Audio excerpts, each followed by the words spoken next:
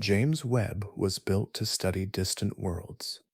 What it may have found is something far more consequential. In April 2025, a team of astronomers announced the detection of a molecule in the atmosphere of a planet 124 light years away. The molecule was dimethyl sulfide. On Earth, dimethyl sulfide is closely associated with life, not forests, not animals. Microscopic organisms drifting through the oceans produce the overwhelming majority of it.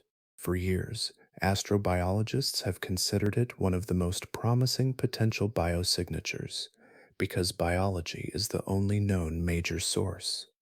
The planet where the signal appeared is called K218b. It is larger than Earth, more massive than Earth, and unlike any world in our solar system. Some researchers believe it may be covered by a vast ocean beneath a hydrogen rich atmosphere. Others argue it may not possess a true surface at all. The debate remains unresolved. What is far less disputed is that something unusual appears to be present in its atmosphere, and the details become stranger the deeper you look. The possible concentration of dimethyl sulfide appears dramatically higher than anything naturally found on Earth. The planet orbits a dim red dwarf star in the constellation Leo. The telescope responsible for the discovery never photographed oceans, continents, or clouds. Instead, it identified a potential molecule through tiny changes in starlight that had traveled across 124 light years of space. Even more remarkably, the scientists leading the research proposed the existence of this type of world years before the observations were made. If the interpretation proves correct, this would not simply be the discovery of a potentially habitable planet. It would be the first time humanity has detected a possible atmospheric signature of life beyond Earth. This channel grows because of people who take a moment to like and subscribe. If you're one of them, thank you. It means we get to keep doing this.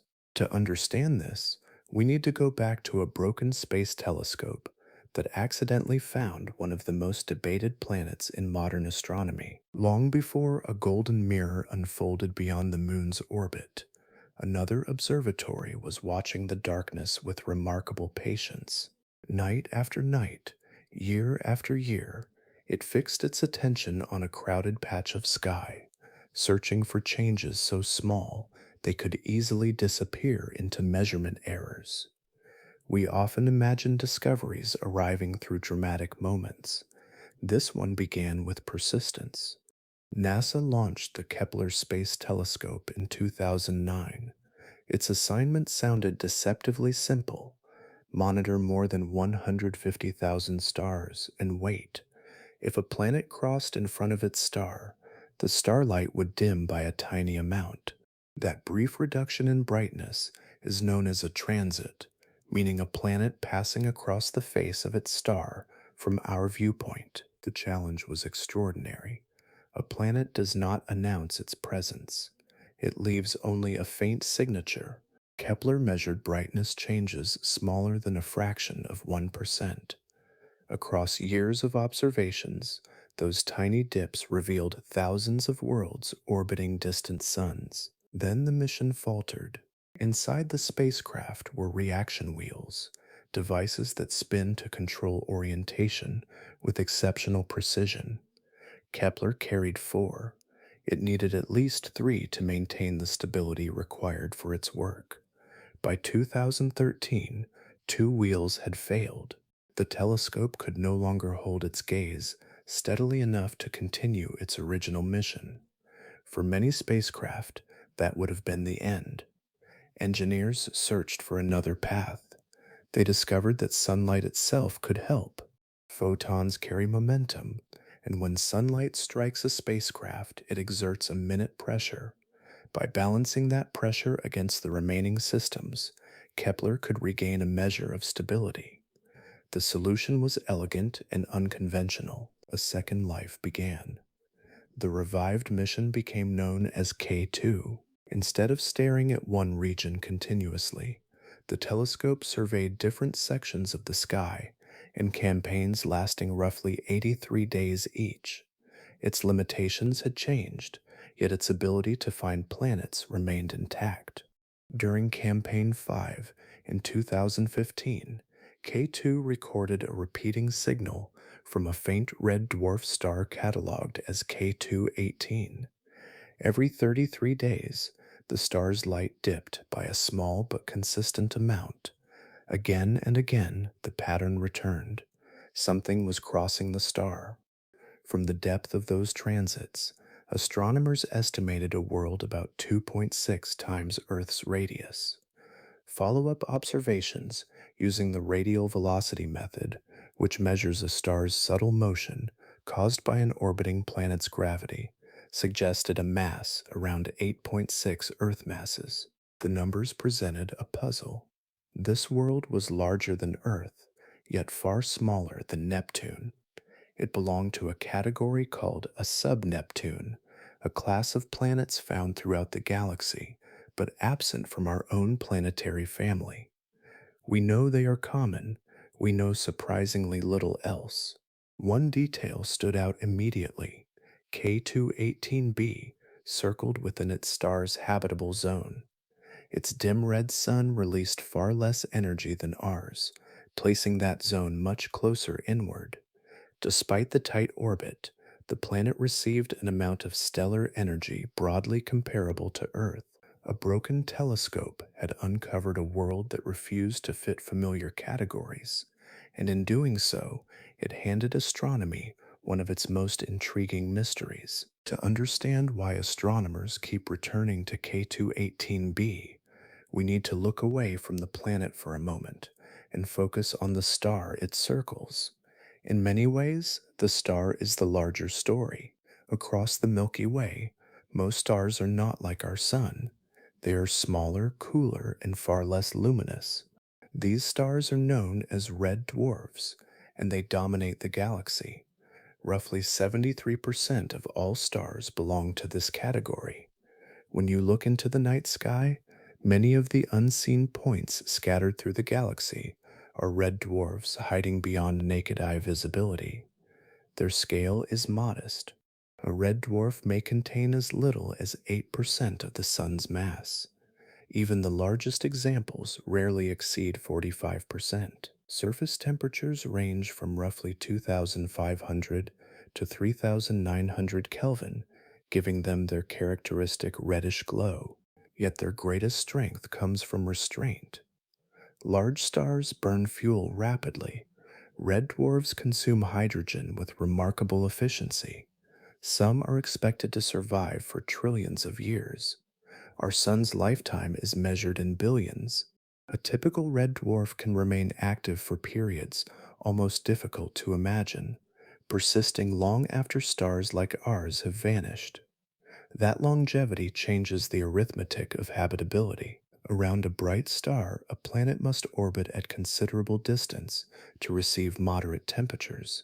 Around a red dwarf, the habitable zone lies much closer. The habitable zone simply means the orbital region where conditions may allow liquid water to exist. K218b circles at approximately 14 hundredths of the Earth-Sun distance. Despite that proximity, the planet receives a broadly comparable amount of stellar energy to Earth. One complete orbit takes only 33 days. The arrangement sounds convenient, but red dwarfs introduce complications. Many are highly active stars. Magnetic fields twist and reconnect near their surfaces, producing stellar flares, sudden eruptions that release intense radiation. Some flares unleash more energy within minutes than the star typically emits across an entire day. For nearby planets, repeated exposure can erode atmospheres and alter surface conditions dramatically. Researchers therefore pay close attention to stellar behavior. Observations suggest K218 is calmer than several famous red dwarfs. It appears less turbulent than stars such as Proxima Centauri and the host star of the TRAPPIST-1 system. That does not eliminate risk. It simply changes the balance of probabilities. Another possibility emerges from the planet's tight orbit. Gravity can gradually synchronize a world's rotation with its orbital period. This process, known as tidal locking, causes one hemisphere to face the star continuously while the opposite hemisphere remains turned away. If K218b is tidally locked, conditions across the globe could differ enormously. Yet atmospheres move, winds transport energy, heat circulates. Climate models show that a substantial atmosphere can redistribute warmth between hemispheres, preventing extreme temperature contrasts. But the resulting environment would bear little resemblance to familiar terrestrial landscapes. And this is why red dwarfs matter so deeply. If life can emerge and persist around stars like these, then the search expands enormously. We are no longer considering a rare class of stellar systems.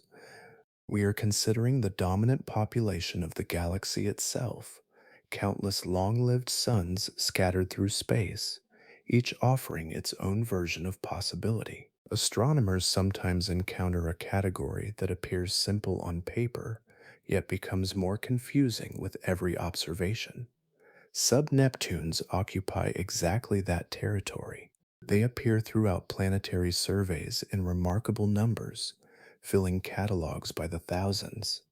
Yet when we try to describe what one actually looks like, certainty begins to fade. K218b belongs to this elusive family. Its measured radius places it between roughly 1.7 and 3.5 Earth radii, a range astronomers use to define sub-Neptune worlds. Kepler revealed that planets of this size are extraordinarily common throughout the galaxy. Yet when you look around our own solar system, something curious appears. There are none. Earth is smaller. Neptune is much larger. Between them sits a gap in our local planetary collection. We have no nearby example to visit, compare against, or study in detail. The most common planetary type discovered by Kepler is entirely absent from our cosmic neighborhood. That absence creates a problem. A radius of roughly 2.6 Earth radii tells us surprisingly little. Two planets can share nearly identical sizes while possessing profoundly different structures hidden beneath their atmospheres. From a distance, they may appear similar. Internally, they could be entirely different worlds. One possibility is the mini Neptune model. In this interpretation, K218b possesses a rocky interior buried beneath a massive envelope of hydrogen and helium. As you descend through that atmosphere, pressure steadily increases, temperatures climb, the gases become denser. Deeper still, distinctions between familiar states of matter begin to blur. There may be no true surface at all, only a gradual transition into increasingly compressed layers. You could keep moving downward without ever reaching an ocean or shoreline. Another possibility is more exotic. Imagine a world where water represents a substantial fraction of the planet's total mass, perhaps 10 to 50%. Above lies a hydrogen rich atmosphere. Below stretches a global ocean of immense depth. The surface exists, but it is water rather than rock. No continents rise above the waves. No mountain ranges break the horizon. Then there is a third idea. In 2021, Cambridge astronomer Nikumatu Sudan introduced the concept of a Hycean world. The name combines hydrogen and ocean. These planets would possess hydrogen rich atmospheres alongside liquid water oceans, maintained at potentially habitable temperatures. Under the right conditions, such environments could support chemistry favorable to life. The distinction is far from academic. Each model produces a fundamentally different planet. One offers an atmosphere extending into crushing depths with no accessible ocean. Another provides a water dominated environment unlike anything in our solar system. The Hycean scenario adds the possibility of stable conditions where biological processes might emerge and persist. Yet, from the measurements available at the time, all three remained plausible. Mass and radius alone could not resolve the mystery. The numbers narrowed possibilities without choosing between them. We knew the planet's dimensions, we knew its orbit, we knew its star, but the nature of the world itself remained concealed behind atmospheric layers that no telescope had yet examined in sufficient detail. The puzzle endured, waiting for a new kind of observation capable of looking beyond size and into composition itself. Imagine trying to identify the contents of a sealed bottle from hundreds of trillions of kilometers away. You cannot open it, you cannot touch it, you cannot even see its surface directly. Yet somehow, you still learn what is inside. That challenge sits at the heart of modern exoplanet science. When we observe K218b, we are not looking at oceans, clouds, or landscapes. Those details remain far beyond direct view. Instead, astronomers study something more subtle. They examine how the planet changes the light passing through its atmosphere. The technique is called transit spectroscopy. Spectroscopy simply means studying light by separating it into its component colors and wavelengths. A transit occurs when a planet crosses in front of its star from our perspective. During those crossings, something remarkable happens. Most starlight travels directly toward the telescope. A very small fraction passes through the thin outer layers of the planet's atmosphere first. Before reaching us, that light encounters gases suspended high above the planet. Molecules interact with light selectively. Each molecule absorbs specific wavelengths while allowing others to continue through. The pattern depends on the molecule's structure. Carbon dioxide removes a different set of wavelengths than methane. Methane leaves a different pattern than water vapor. Dimethyl sulfide leaves another pattern entirely. These patterns act like fingerprints. No two molecules absorb light in exactly the same way. When astronomers detect a matching pattern inside a spectrum, they can infer the presence of the molecule responsible. This is where the James Webb Space Telescope becomes essential. Two instruments play a major role in these observations. Near-infrared spectrograph, commonly called near-infrared spectrograph, and near-infrared imager and slitless spectrograph, known as near-infrared imager and slitless spectrograph, divide incoming starlight into detailed spectra. A spectrum is simply light spread into its individual wavelengths. Within those spectra, researchers search for minute reductions in brightness. The measurements are astonishingly delicate. K218b itself appears as a tiny disk against its star. Its atmosphere forms only a thin layer surrounding that disk. The absorption features created by atmospheric molecules can amount to only a few parts per million of the total starlight reaching the telescope. Tiny signals matter. Distinguishing a genuine molecular signature from random fluctuations requires enormous precision. This explains why Webb's mirror spans 6.5 meters and carries a coating of gold optimized for infrared observations. A larger mirror gathers more photons, meaning individual packets of light. More photons create cleaner data and sharper spectral detail. Even then, one transit rarely provides enough information. Astronomers combine observations from multiple transits, carefully stacking data collected over repeated crossings. Each additional event contributes more photons and reduces uncertainty. Gradually, faint patterns emerge from the background. The process resembles assembling a picture from scattered fragments. One observation offers a suggestion. Several observations reveal structure. Continued observations strengthen confidence. By the time researchers begin discussing atmospheric chemistry, they are often working with data sets built across years, accumulated transit by transit, until a distant atmosphere becomes readable through nothing more than filtered starlight. Scientific revolutions often arrive disguised as chemistry. A handful of molecules appear in unexpected places, and suddenly an entire interpretation of a world begins to shift. That was the situation in September of 2023. After months of analysis, Niku Madhusudan and his colleagues released the first atmospheric transmission spectrum obtained by the James Webb Space Telescope for K2 18b. A transmission spectrum is a record of which wavelengths of starlight are absorbed while passing through a planet's atmosphere. Hidden within that pattern are clues about atmospheric composition. The results attracted immediate attention. Researchers found strong evidence for methane, a carbon and hydrogen molecule common throughout the universe. They also identified carbon dioxide, a molecule familiar from the atmospheres of Earth, Venus, and Mars. Yet another result proved equally important. Ammonia appeared to be missing. At first glance, absence seems less exciting than discovery, but planetary science often works in reverse.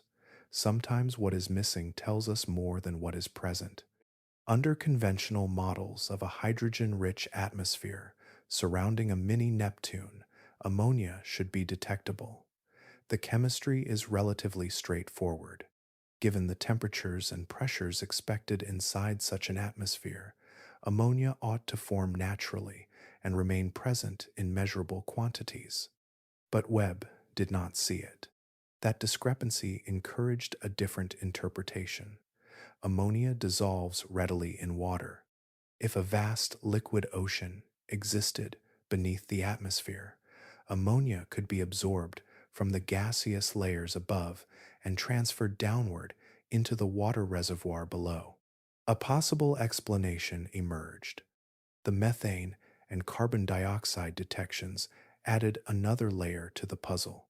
In a hydrogen-dominated atmosphere operating under chemical equilibrium, meaning a stable balance of reactions, carbon dioxide is generally expected to remain relatively scarce. Yet Webb detected it alongside methane in notable amounts. Those molecules seemed comfortable sharing the same atmosphere. Researchers began considering whether an ocean's surface might act as a chemical boundary between atmosphere and interior. Such a boundary could alter reaction pathways, allowing methane and carbon dioxide to coexist in ways that standard atmospheric models struggle to reproduce. The pattern looked familiar. 2 years earlier, Madhusudan had proposed a theoretical class of planets called Hycean worlds. The prediction described hydrogen-rich atmospheres above large liquid oceans, producing distinctive chemical signatures: methane, present; carbon dioxide, present; ammonia, depleted. The observations appeared remarkably consistent with that framework. For many astronomers, this was the moment K2 18b transformed from an interesting exoplanet into a compelling candidate for habitability studies. Discussions shifted away from simple measurements of size and orbit toward questions of atmospheric chemistry and planetary environments. Buried within the same publication was a smaller detail. Researchers noticed a faint indication of dimethyl sulfide. The signal remained weak, well below the threshold required for a meaningful claim. Statistical confidence was limited. Alternative explanations remained plausible. Most readers barely noticed. News coverage focused on methane, carbon dioxide, and the possibility of a water-bearing world. The tentative sulfur signature occupied only a small corner of the discussion. It lingered there, unresolved, while astronomers continued examining the data and refining their models of what might be happening within that distant atmosphere. Some molecules attract attention because they are large, complex, or chemically unusual. Dimethyl sulfide belongs to none of those categories. Its structure is remarkably simple, consisting of two methyl groups attached to a sulfur atom. Chemists have known it for decades.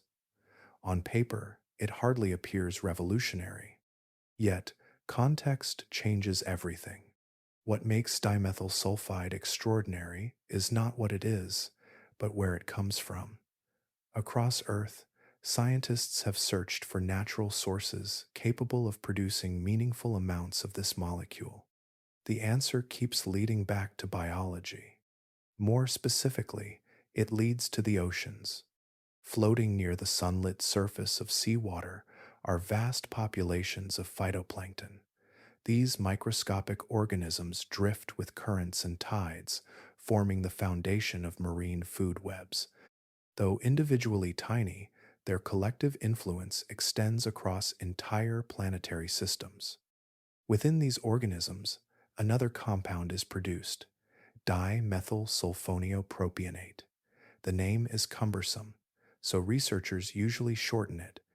This molecule serves several biological functions, helping phytoplankton manage environmental stresses. Its story does not end there. When phytoplankton are consumed, damaged, or die, that compound begins to break apart. One of the products released during the process is dimethyl sulfide. The gas escapes from the ocean and rises into the atmosphere above. You have encountered it before. That familiar scent, carried by sea breezes, slightly salty and faintly sulfurous, comes partly from dimethyl sulfide.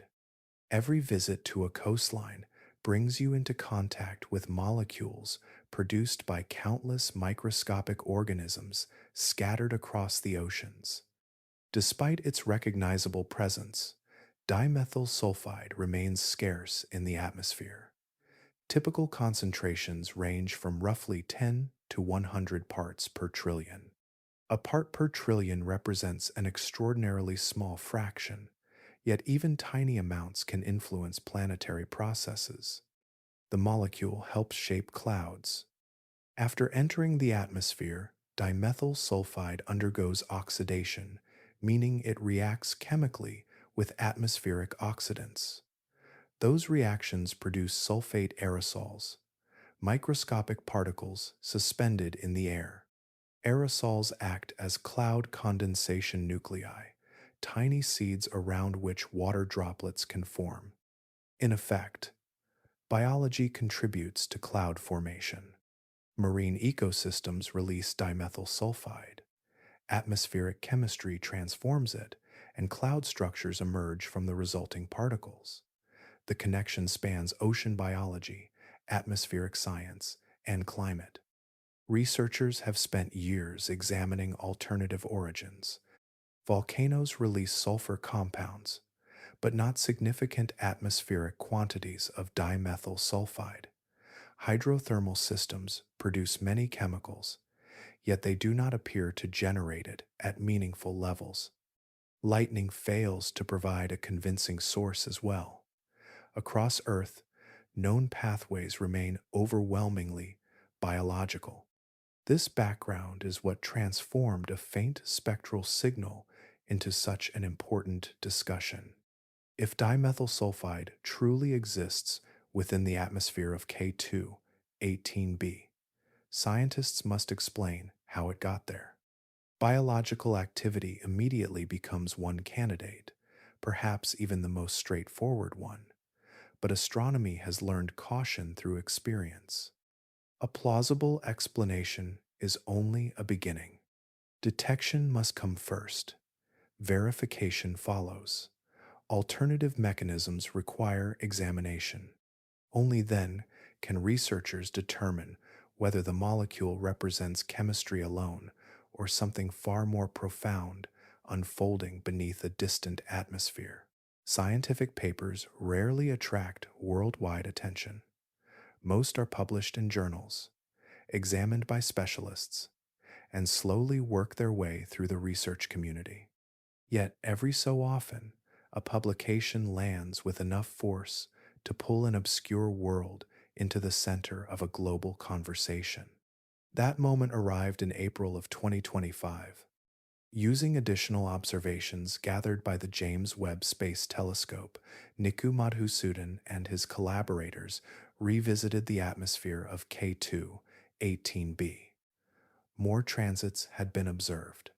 More photons had been collected. The spectral data had become richer and more detailed than before. The analysis revealed something remarkable. Researchers reported evidence for dimethyl sulfide, along with a related molecule called dimethyl disulfide. Dimethyl disulfide consists of carbon, hydrogen, and two bonded sulfur atoms. On Earth, both compounds are closely associated with biological processes. The statistical confidence reached 3 sigma. For non-scientists, that figure can sound overwhelming. A 3 sigma result corresponds to roughly a 99.7% probability that the signal is not the product of random noise. In everyday life, such confidence would be considered extremely persuasive. Science often demands more. Fields such as particle physics and astrophysics generally reserve the word discovery for 5 sigma results. At that threshold, the probability of a false positive falls to roughly 1 chance in 3.5 million. The standard exists because nature has a long history of producing convincing illusions inside large datasets. Even so, the new findings could not be ignored. Madhusudhan chose his words carefully. He described the result as the strongest evidence yet that life might exist beyond Earth.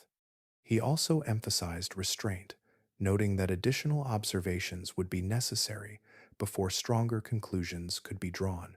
Another detail captured immediate attention. The estimated abundance of dimethyl sulfide appeared astonishingly high. Preliminary interpretations suggested concentrations potentially around 1,000 times greater than those found in Earth's atmosphere. If those estimates proved accurate, scientists would face a difficult question. What process could sustain such levels? Biology represented one possibility. Atmospheric chemistry represented another. Researchers immediately began exploring both, but the scale of the signal forced the discussion into unfamiliar territory. Reactions across the scientific community varied dramatically. Some astronomers viewed the announcement as a historic milestone. To them, the combination of previous atmospheric findings and the new sulfur-bearing molecules suggested that a major breakthrough might be approaching.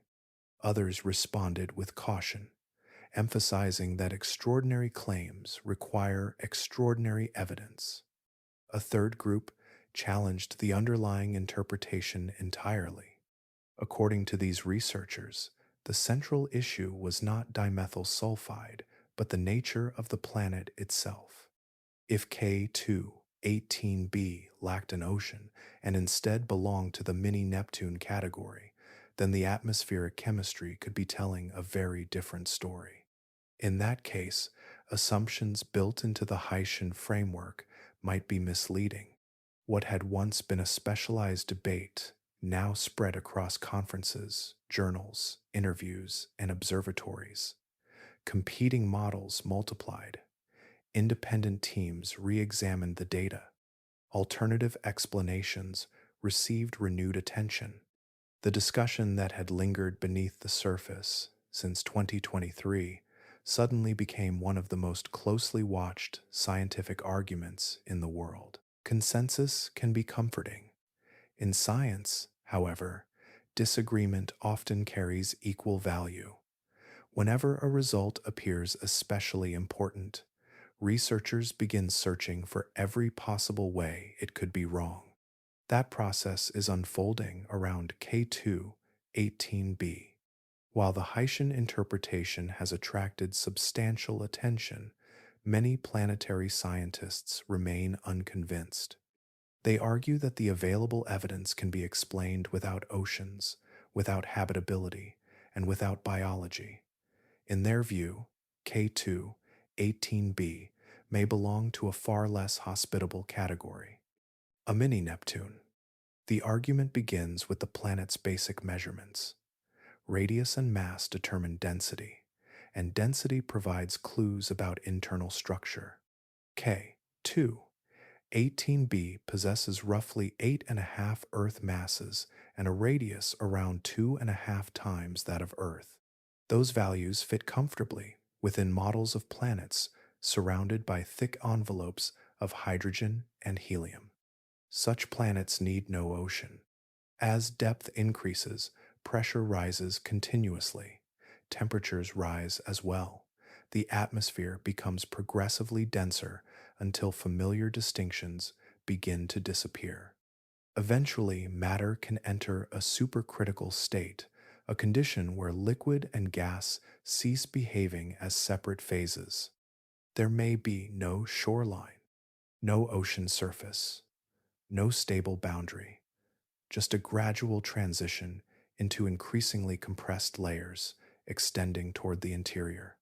In this picture, the environment resembles a scaled down Neptune far more than an exotic water world. Researchers, including Renyu Hu at NASA's Jet Propulsion Laboratory, have developed models supporting this possibility. Their calculations show that several observed atmospheric properties can emerge naturally within a hydrogen-rich envelope. The chemistry becomes important here. Methane and carbon dioxide initially appeared consistent with an ocean-bearing world, but alternative atmospheric models reproduce similar signatures through photochemistry, meaning chemical reactions driven by stellar radiation, combined with vertical mixing that transports material between different atmospheric layers. The missing ammonia receives a different explanation as well. Supporters of the Hycean scenario suggest that ammonia may be dissolving into liquid water. Many Neptune advocates propose another mechanism. Ultraviolet radiation from the host star can break ammonia molecules apart in the upper atmosphere.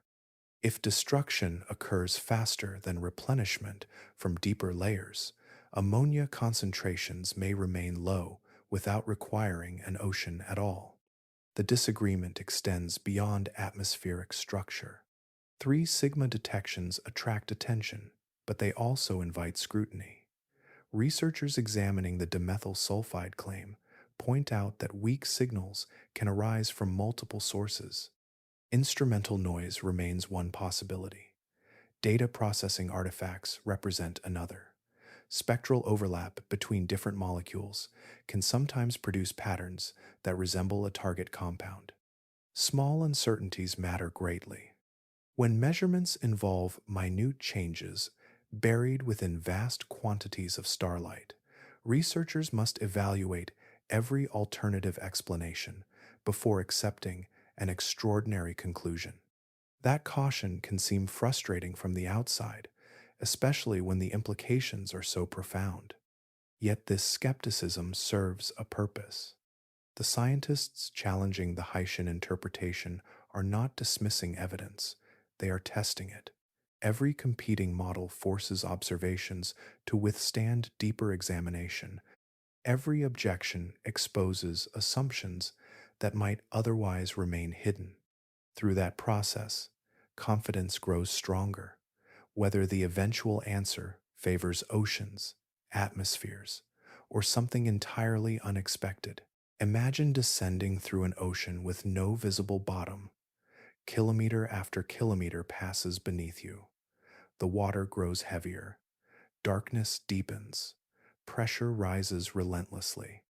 On Earth, such a journey eventually reaches a limit.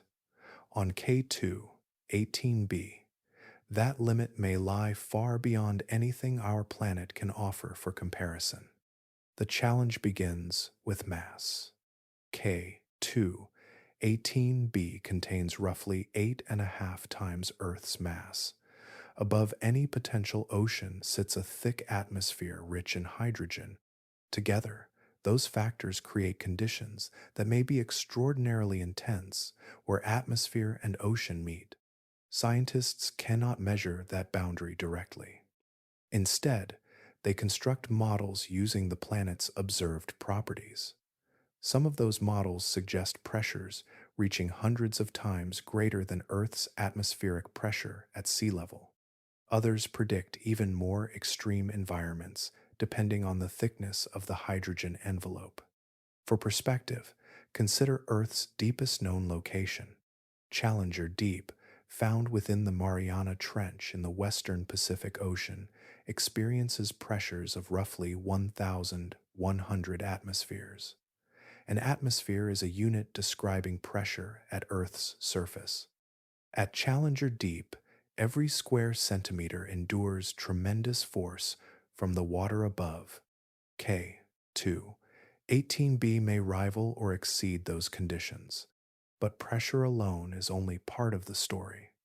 Water itself begins to change when subjected to extreme environments. We often think of water as existing in three familiar forms: ice, liquid, and vapor. Nature allows additional possibilities. At sufficiently high temperatures and pressures, water can become supercritical. A supercritical fluid occupies a strange middle ground. It behaves neither like a conventional liquid nor like a conventional gas. Density remains high. Molecules move differently. Chemical reactions can proceed along unfamiliar pathways. This distinction matters enormously. When researchers discuss habitability, they are not simply asking whether water exists. They are asking whether water exists in a state capable of supporting complex chemistry. Proteins, membranes, molecular structures, and reaction networks all depend on environmental conditions remaining within workable limits. The debate, therefore, shifts below the atmosphere. Some interior models suggest that hydrogen acts as an insulating blanket. In this interpretation, warmth is retained efficiently, producing temperatures compatible with liquid water beneath the atmospheric layers. A stable interface exists. Chemistry can occur. The ocean remains recognizable as an ocean. Other calculations point elsewhere. Increasing pressure and temperature may drive conditions beyond those compatible with conventional liquid water. In that case, the boundary region could become supercritical, eliminating the familiar environment many habitability scenarios depend upon. The uncertainty comes from factors hidden deep within the planet. Composition matters. Internal heat production matters. Formation history matters. Even small differences in those parameters can lead to very different outcomes over billions of years. Two models may begin with similar observations and arrive at contrasting conclusions about what lies beneath. Spectra alone cannot resolve the issue. The atmosphere reveals clues, but the deepest layers remain concealed. Researchers must combine atmospheric measurements with theoretical interior structures, gravitational constraints, and thermodynamic calculations. Thermodynamics simply refers to the physics governing heat, energy, and matter under changing conditions. As a result, the question extends far below any detected molecule. It reaches into the unseen depths of the planet itself, where pressure, temperature, and chemistry determine whether an ocean is merely present or genuinely habitable. Stand at any shoreline on Earth, and you can always point toward land. Even in the middle of the Pacific Ocean, continents and islands exist somewhere beyond the horizon. Our planet's oceans feel immense, yet they remain interrupted by coastlines, mountain ranges, and exposed rock. A Hycean world may offer no such interruptions. If current interpretations prove correct, K2, 18b could be covered entirely by water. No continents break the surface. No archipelagos emerge from the waves. No beaches mark the meeting point between sea and land.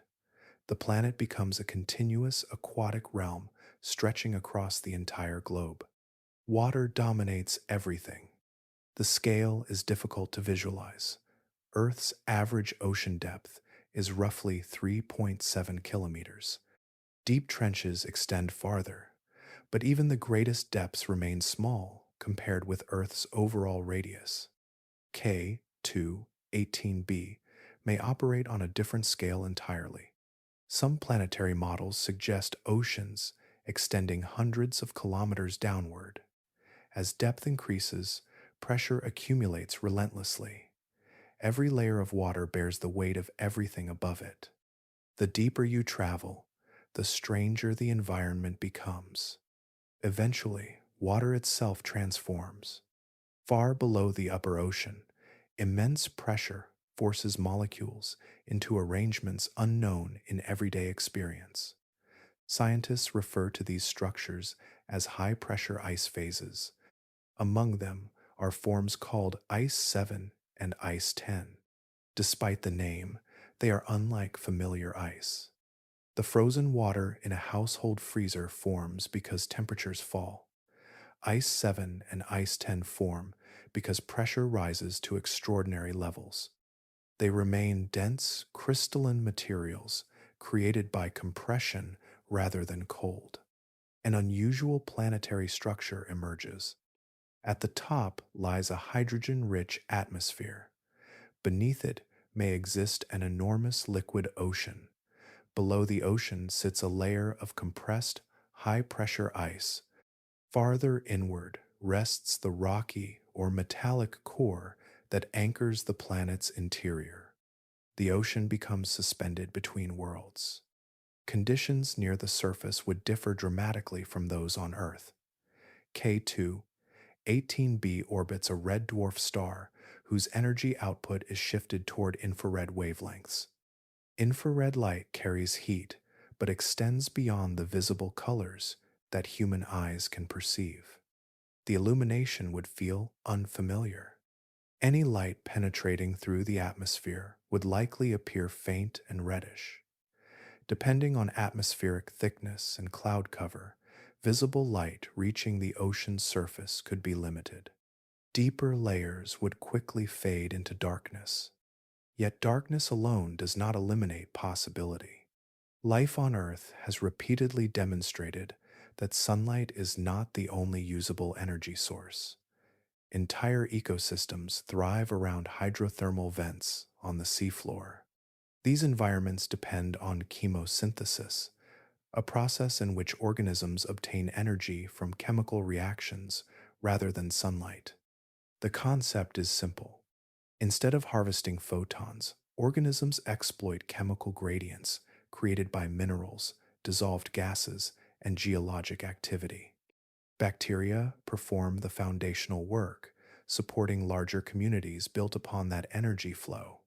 If biology exists within a Hycean ocean, many researchers suspect it may follow a similar strategy.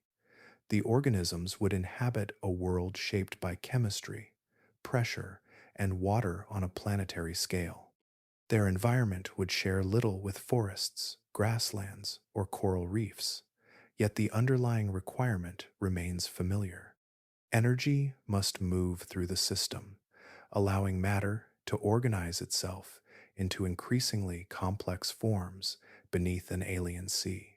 A molecule can be tiny enough to escape notice and still influence an entire planet.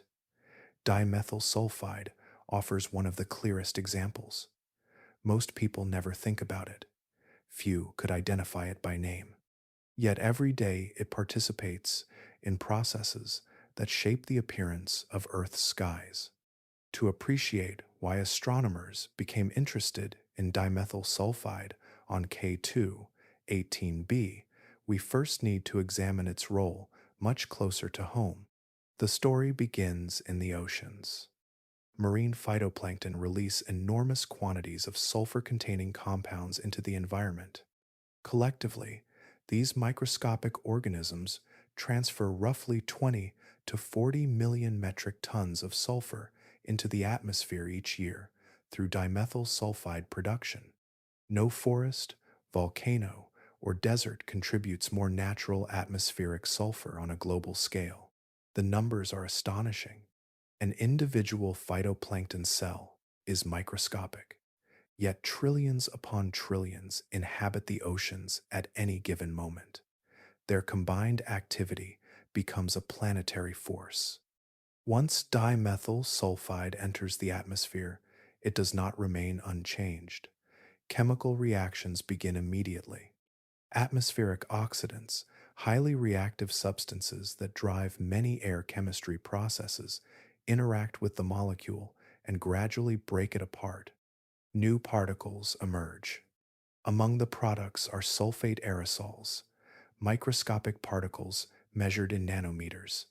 A nanometer represents 1 billionth of a meter. These particles are extraordinarily small, yet their influence extends far beyond their size. Clouds depend on them. Water vapor floating through the atmosphere requires surfaces upon which condensation can begin. Sulfate aerosols often provide those surfaces.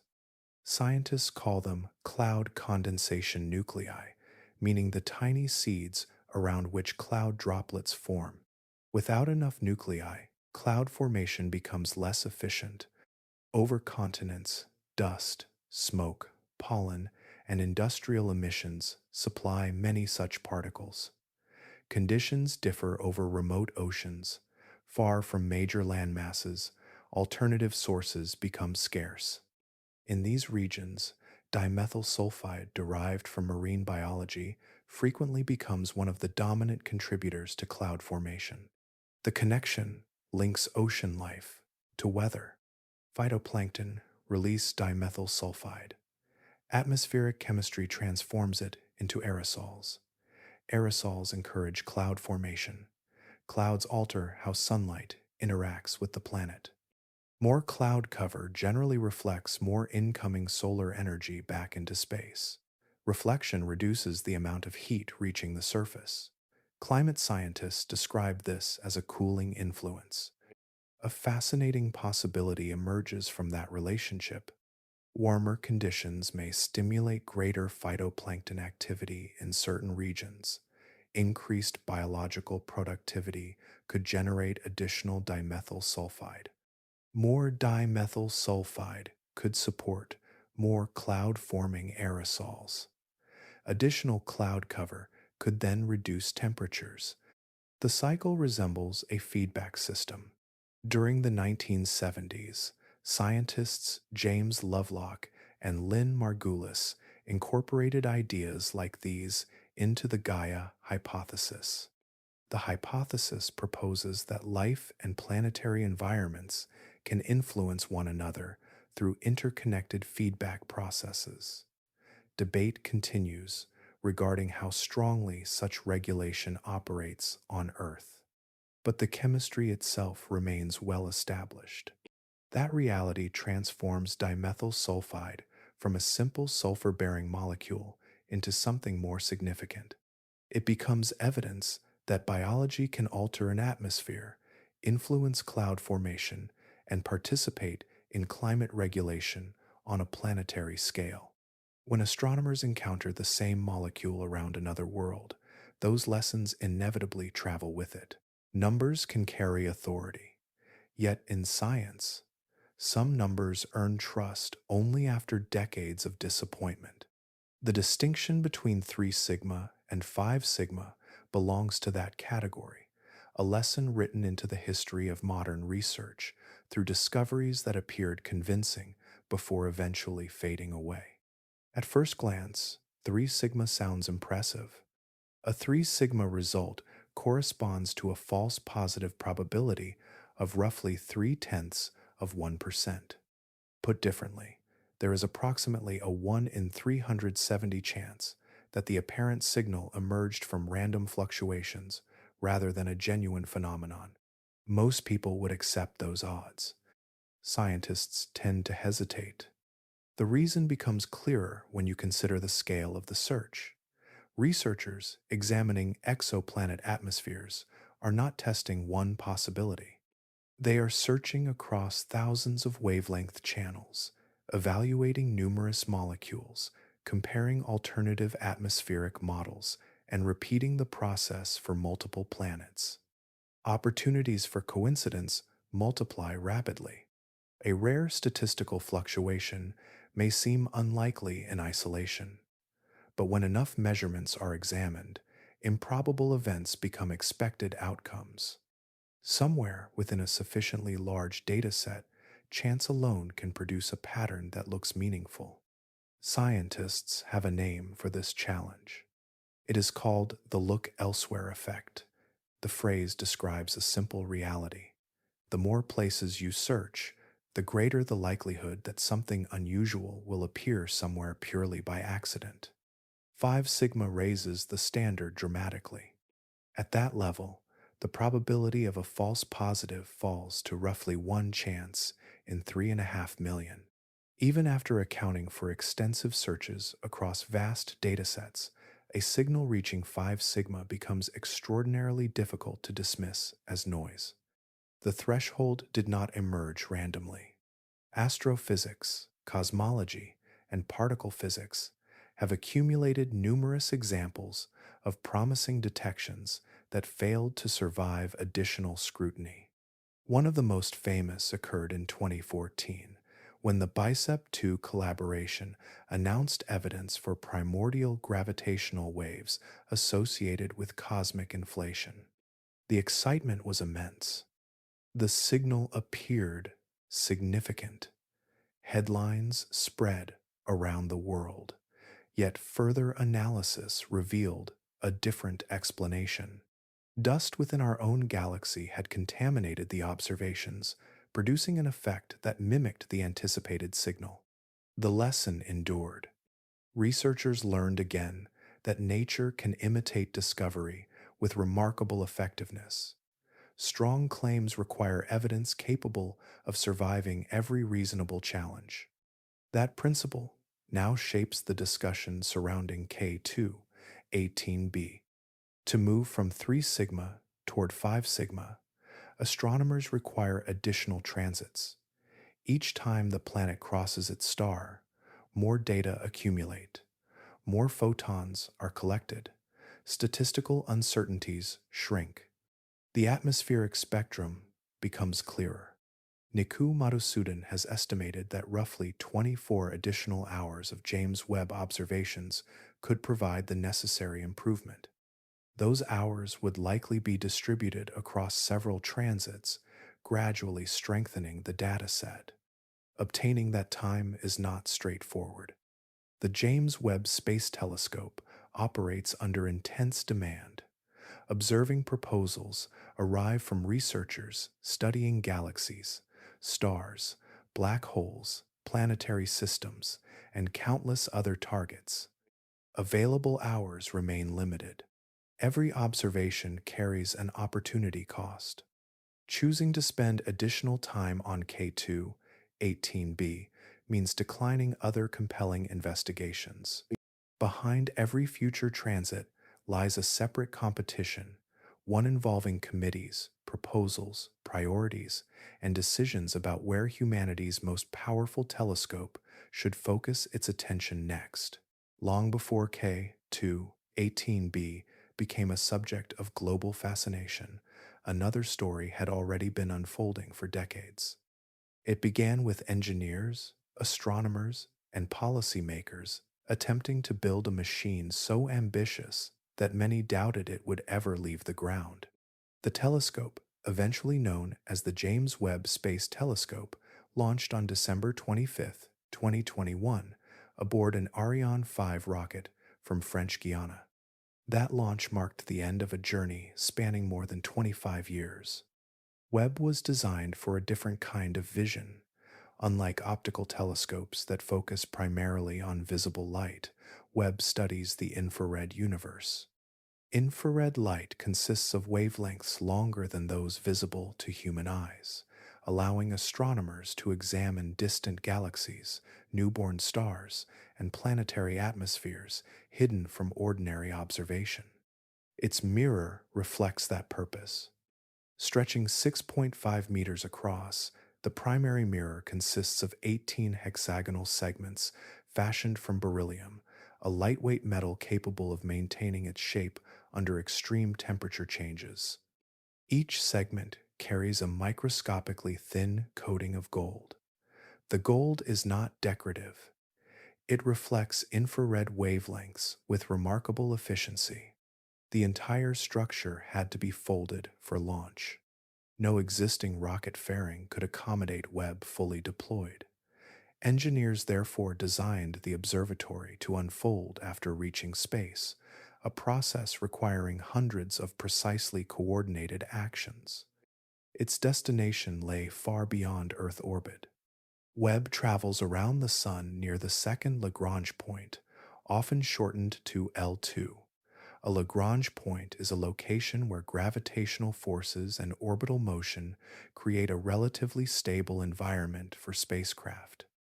This particular region lies approximately 1.5 million kilometers from Earth, nearly 4 times farther away than the Moon. Position matters enormously.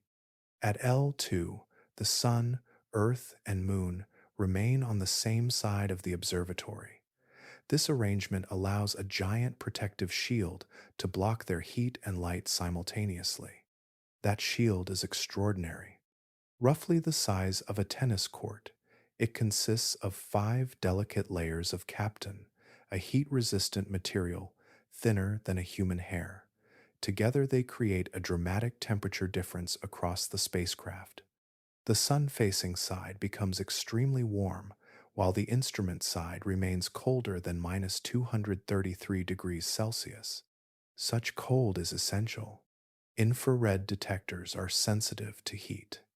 If the instruments became warm, they would detect their own thermal radiation and overwhelm the faint signals arriving from deep space.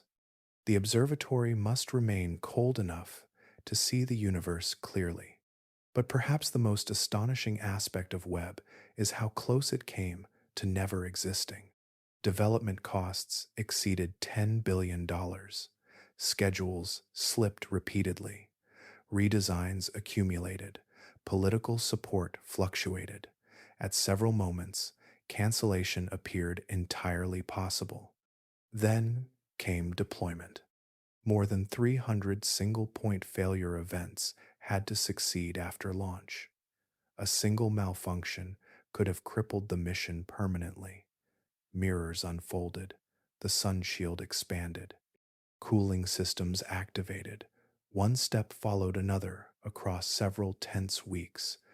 Every critical operation succeeded.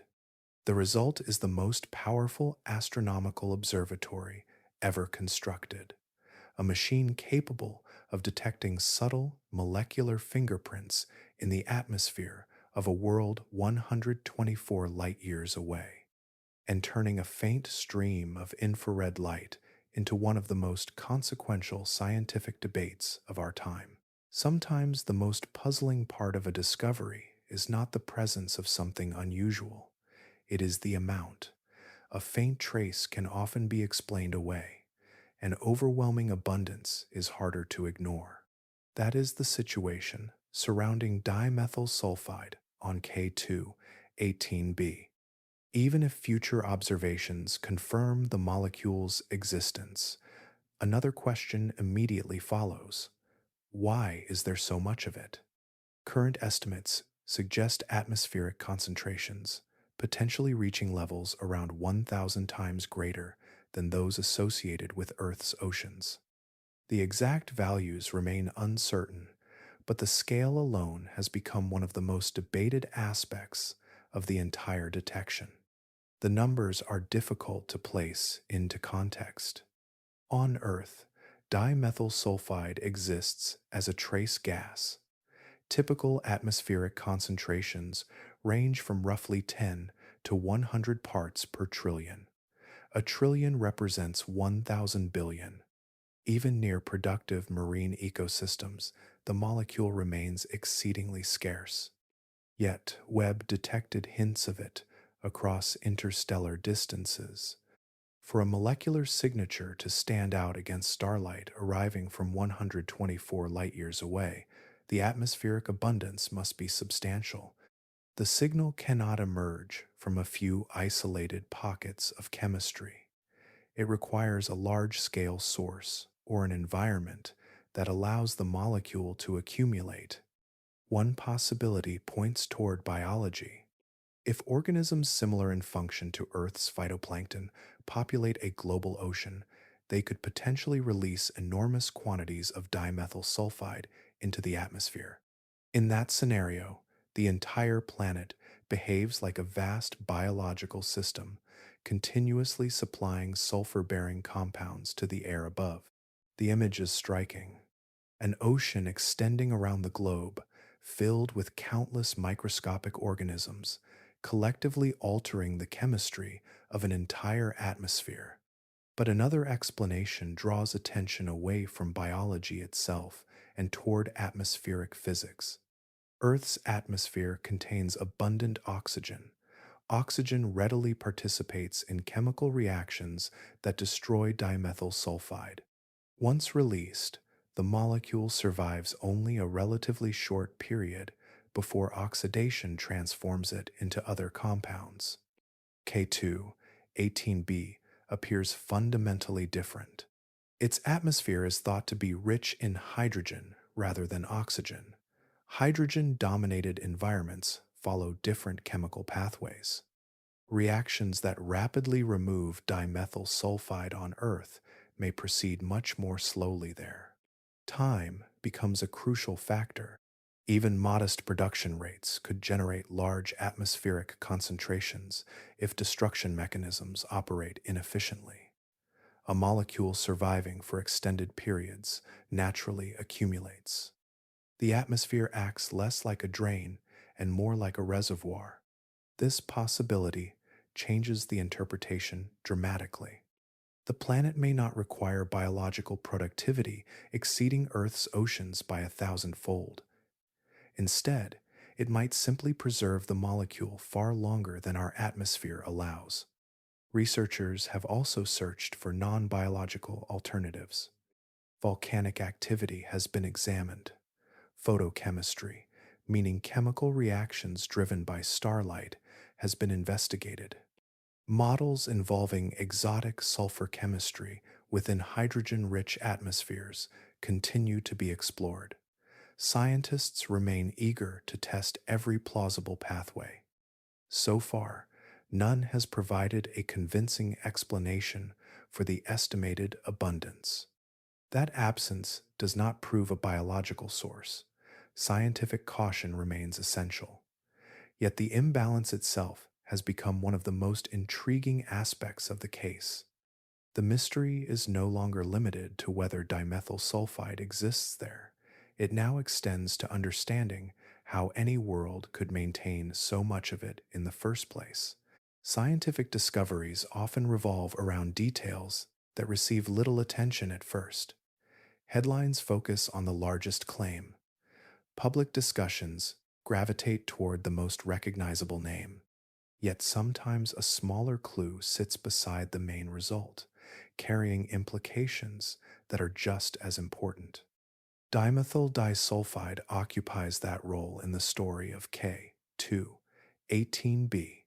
Most conversations center on dimethyl sulfide. That is understandable. The molecule has become closely associated with discussions of potential biosignatures and alien biology. But when the Cambridge team analyzed the James Webb observations, they did not identify evidence pointing exclusively toward one sulfur compound.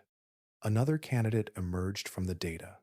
Researchers found spectral features consistent with dimethyl disulfide, commonly abbreviated as DMDS. The molecule belongs to the same broader chemical family as dimethyl sulfide and shares several characteristics that make it scientifically intriguing.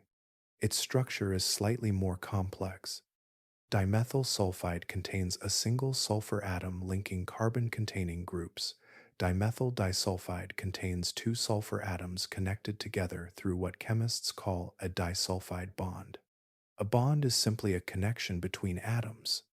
In this case, the sulfur atoms are directly linked to one another, creating a distinct molecular arrangement. That difference matters. Every molecule interacts with light in its own way. Different structures absorb specific wavelengths, producing recognizable spectral patterns. Astronomers search for those patterns when studying planetary atmospheres. On Earth, dimethyl disulfide frequently appears alongside biological activity. The molecule can be generated through the breakdown of organic material.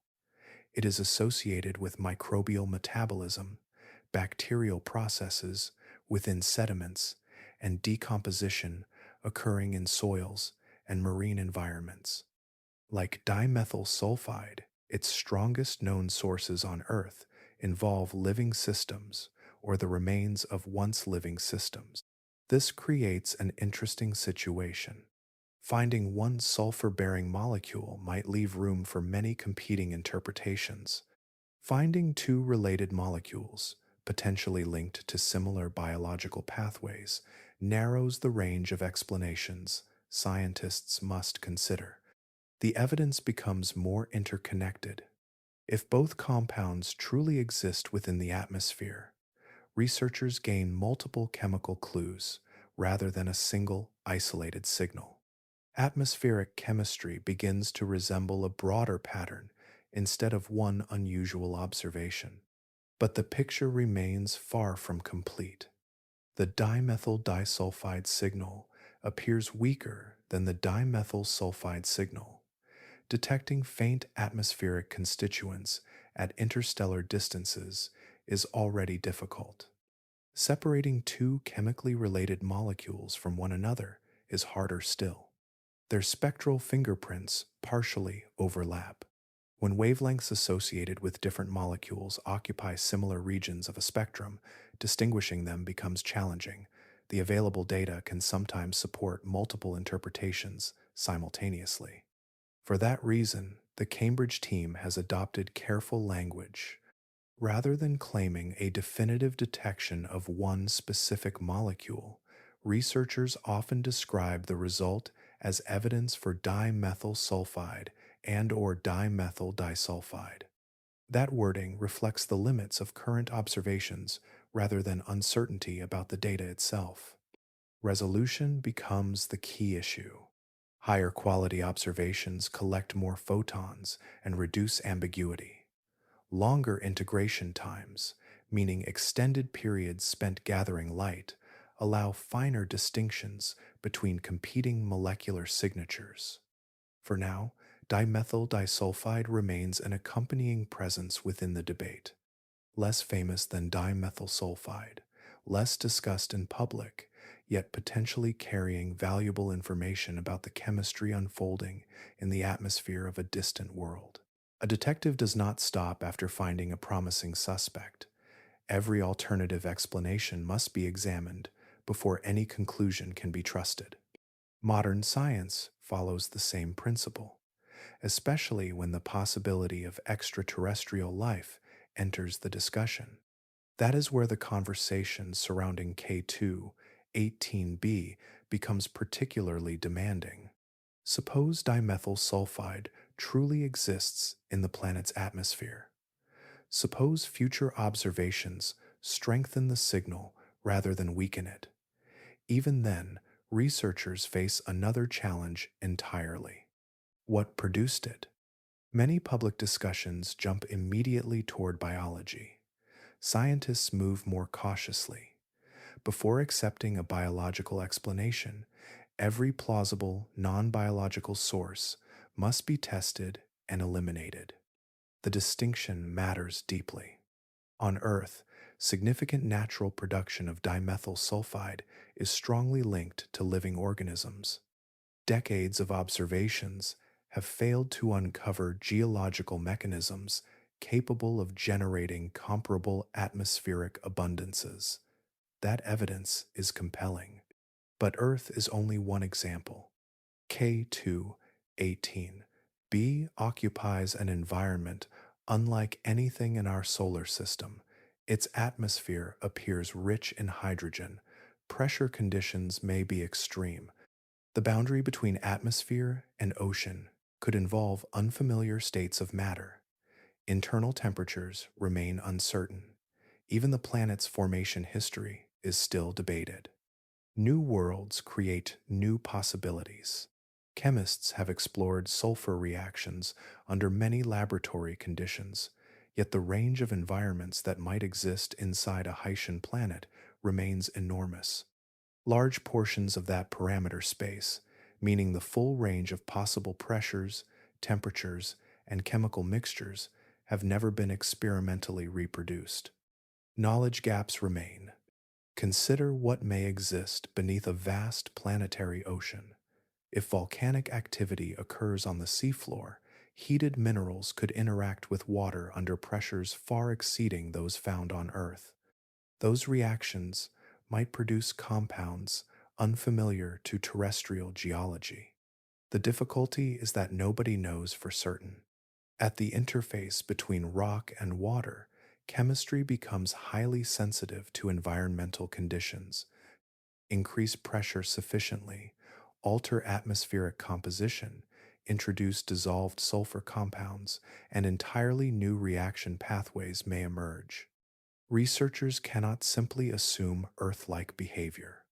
Attention also turns upward. Photochemistry offers another potential route. Photochemistry refers to chemical reactions triggered by light. Ultraviolet radiation emitted by the host star could interact with hydrogen and sulfur-bearing gases in the upper atmosphere, creating increasingly complex molecules through chains of reactions. The concept is plausible. Computer simulations have examined whether such processes could generate dimethyl sulfide without biology. Thus far, the results have been underwhelming. Existing models struggle to reproduce the concentrations inferred from current observations, but absence of evidence is not evidence of impossibility. Atmospheric chemistry remains one of the most challenging fields in planetary science. Small changes in reaction rates, cloud properties, ultraviolet flux, or atmospheric mixing can alter outcomes substantially. That uncertainty explains why confirmation alone is insufficient. Reaching 5 sigma would establish confidence that a signal exists. It would not automatically reveal its origin. The scientific journey does not end when a molecule is detected. In many ways, that is where the harder investigation begins. A confirmed dimethyl sulfide signal would answer one question while opening another. We would know something unusual is present in the atmosphere of K2, 18b. But we would still need to determine whether the source lies within biology, geology, atmospheric chemistry, or some process nobody has yet imagined. Words matter in science. Entire debates can hinge on a single term. To the public, the discovery of a molecule associated with life may sound like evidence that life has been found. Researchers use a more careful vocabulary, one shaped by centuries of false starts, revisions, and hard-earned lessons. That distinction becomes essential when discussing K2, 18b. Two concepts appear repeatedly in the scientific literature. They sound similar. They are often confused, yet they represent very different standards of evidence. The first is a biosignature. A biosignatures is an observation that points directly toward life as the explanation. In its strongest form, a biosignature would be something that cannot reasonably be produced through non-biological processes. The challenge is that nature rarely makes such distinctions easy. Chemistry is remarkably inventive. Again and again, molecules once thought unique to life have later acquired plausible, non-biological explanations. New laboratory experiments, improved atmospheric models, and unexpected geological processes have repeatedly expanded the range of possibilities. Scientists have learned caution. As a result, Very few researchers are willing to declare any single molecule a definitive biosignature under all circumstances. The universe contains environments vastly different from Earth, and unfamiliar environments can produce unfamiliar chemistry. That leads to the second concept. A bioindicator is not proof of life.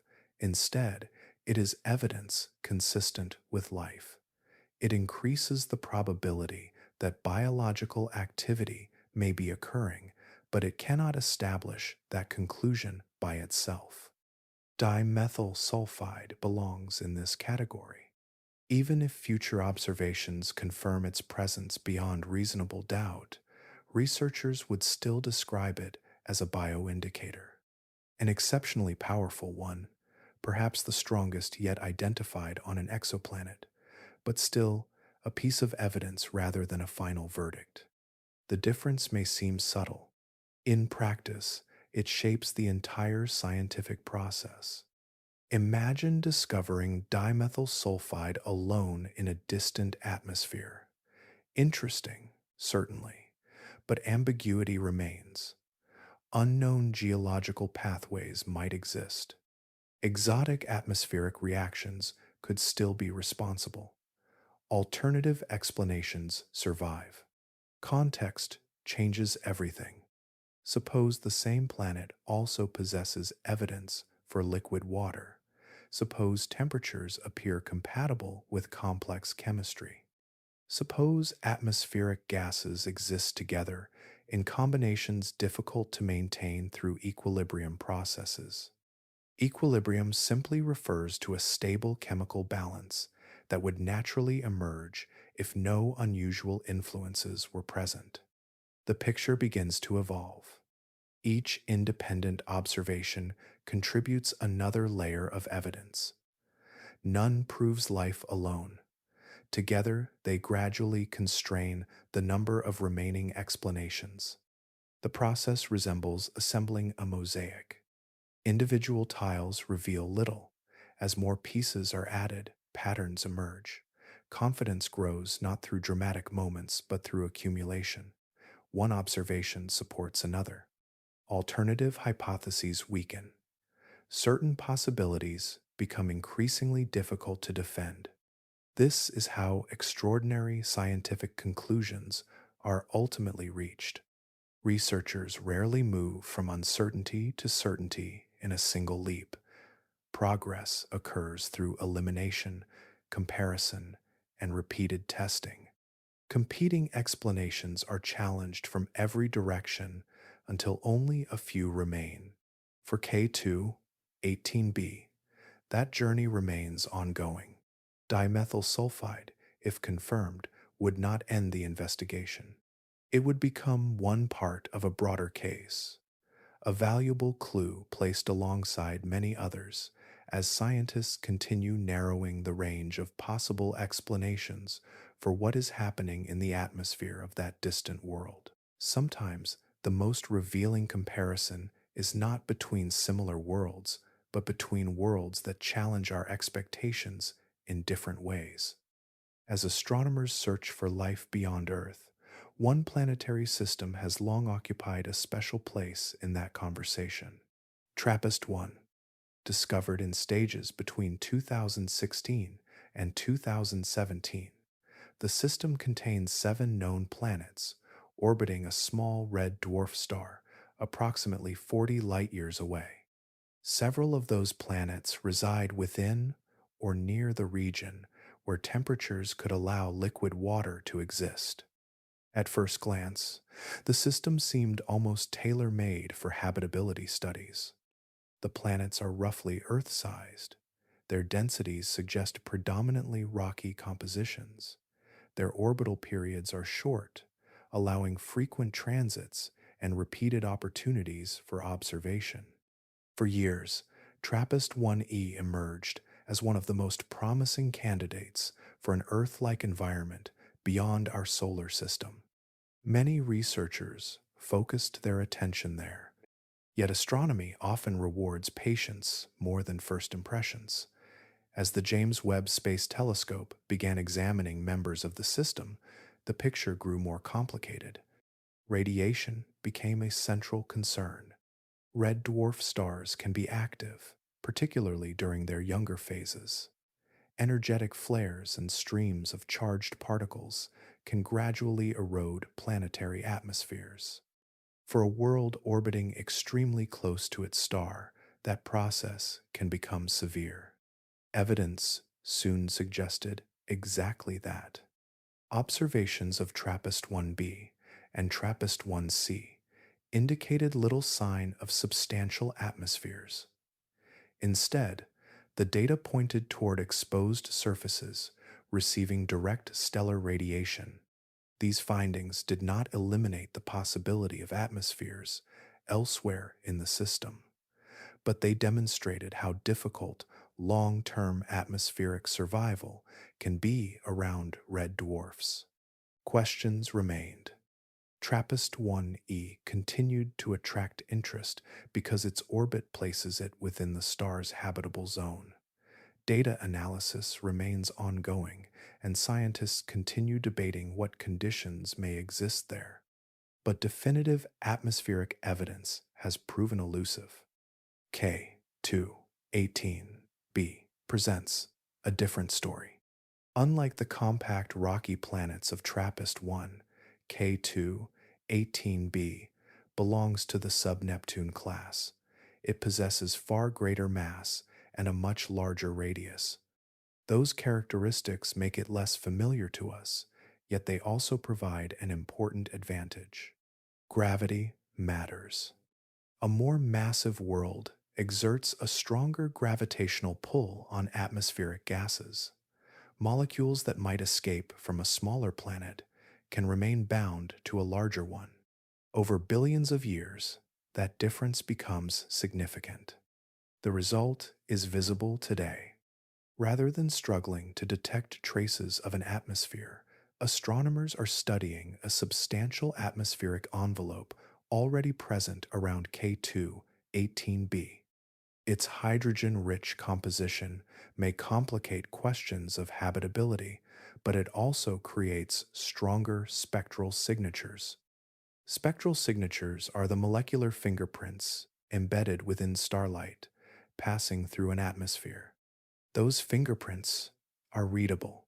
An intriguing irony emerges from this comparison. The planet that appears less Earth-like may currently offer clearer opportunities to investigate potential biological chemistry. We are not necessarily observing the most habitable world. We may simply be observing the world whose atmosphere allows us to ask deeper questions.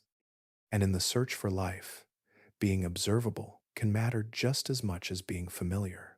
Imagine beginning with chemistry rather than creatures.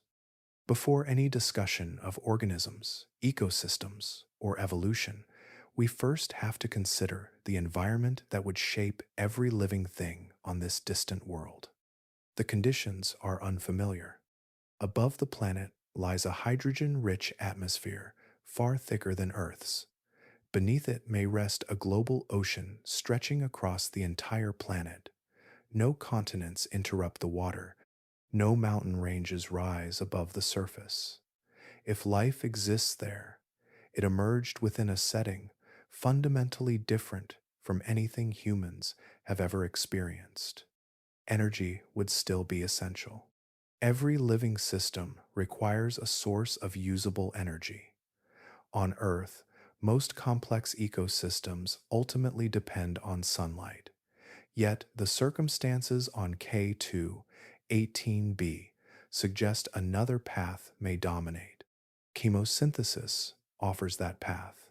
Chemosynthesis is the process of obtaining energy from chemical reactions rather than sunlight.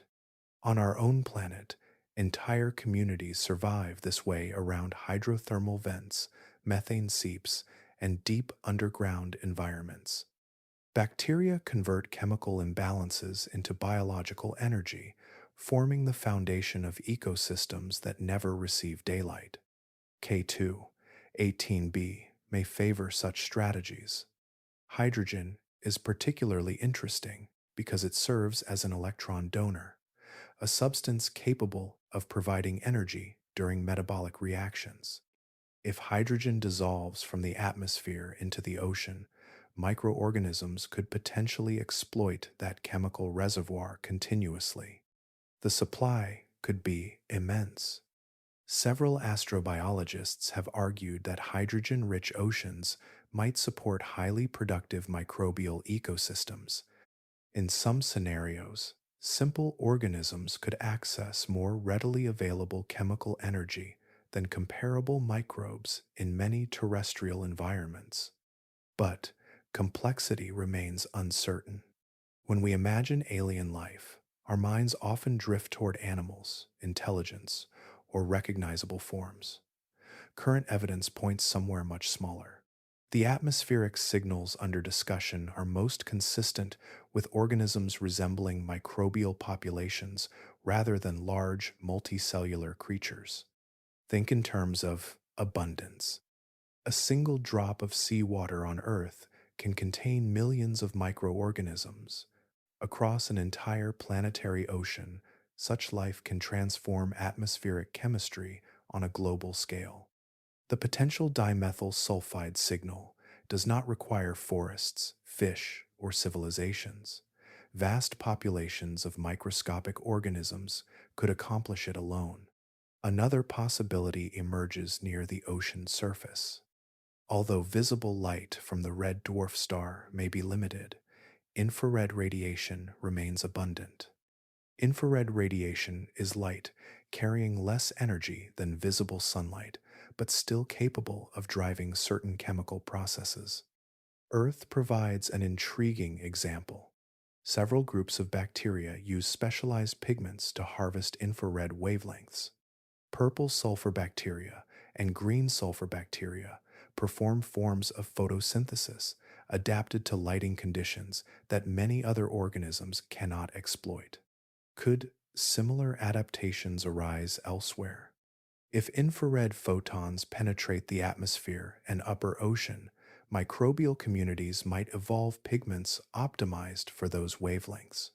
Their biochemistry would differ from terrestrial plants, yet the underlying principle remains familiar. Life discovers available energy and learns to use it. What emerges from this picture is surprisingly modest. No towering organisms, no underwater civilizations, no vast alien reefs. Instead, the most plausible inhabitants are tiny cells, suspended through an endless ocean, drawing energy from chemistry, perhaps from infrared light, and gradually altering an atmosphere detectable across 124 light years of space. Scientific caution is often written in the memory of earlier mistakes. Long before K2 18b entered public conversation, researchers had already learned how easily extraordinary discoveries can appear convincing before later evidence tells a different story. The lesson has repeated itself. One of the most famous examples arrived in 1996. A meteorite known as ALH 84001 had been discovered in Antarctica years earlier and identified as a fragment of Mars. When scientists examined tiny structures preserved inside the rock, some argued they resembled fossilized microorganisms. The announcement spread rapidly. Newspapers around the world carried the story. Television broadcasts treated it as a potential turning point in human history. Even President Bill Clinton addressed the finding publicly, emphasizing its possible significance. For a moment, the possibility felt close. Yet, scientific claims do not survive on excitement alone. Researchers continued studying the meteorite. Alternative explanations emerged. Mineral growth processes, operating without biology, appeared capable of producing remarkably similar structures. Debate continued for decades. Even today, complete consensus remains elusive, but the original confidence faded as competing explanations accumulated. The episode became a reminder that resemblance alone cannot establish life. Another example followed years later. In 2020, a research team reported evidence for phosphine in the atmosphere of Venus. Phosphine is a phosphorus bearing molecule that on Earth is often associated with biological activity or industrial processes. Detecting it above Venus generated immediate interest because the planet's clouds had already been proposed as a possible niche for microbial life. Headlines appeared everywhere. Once again, astronomers returned to the data. Independent groups reanalyzed the observations. Questions emerged regarding calibration methods, signal processing techniques, and statistical assumptions. Some researchers concluded the phosphine signature was significantly weaker than initially reported. Others questioned whether it existed at all. The discussion gradually shifted from discovery to uncertainty. What first appeared to be compelling evidence became an ongoing technical debate about data quality and interpretation. These experiences left a lasting mark. By the time hints of dimethyl sulfide emerged from observations of K2-18b, researchers approached the possibility with far greater restraint. The excitement remained, so did the skepticism.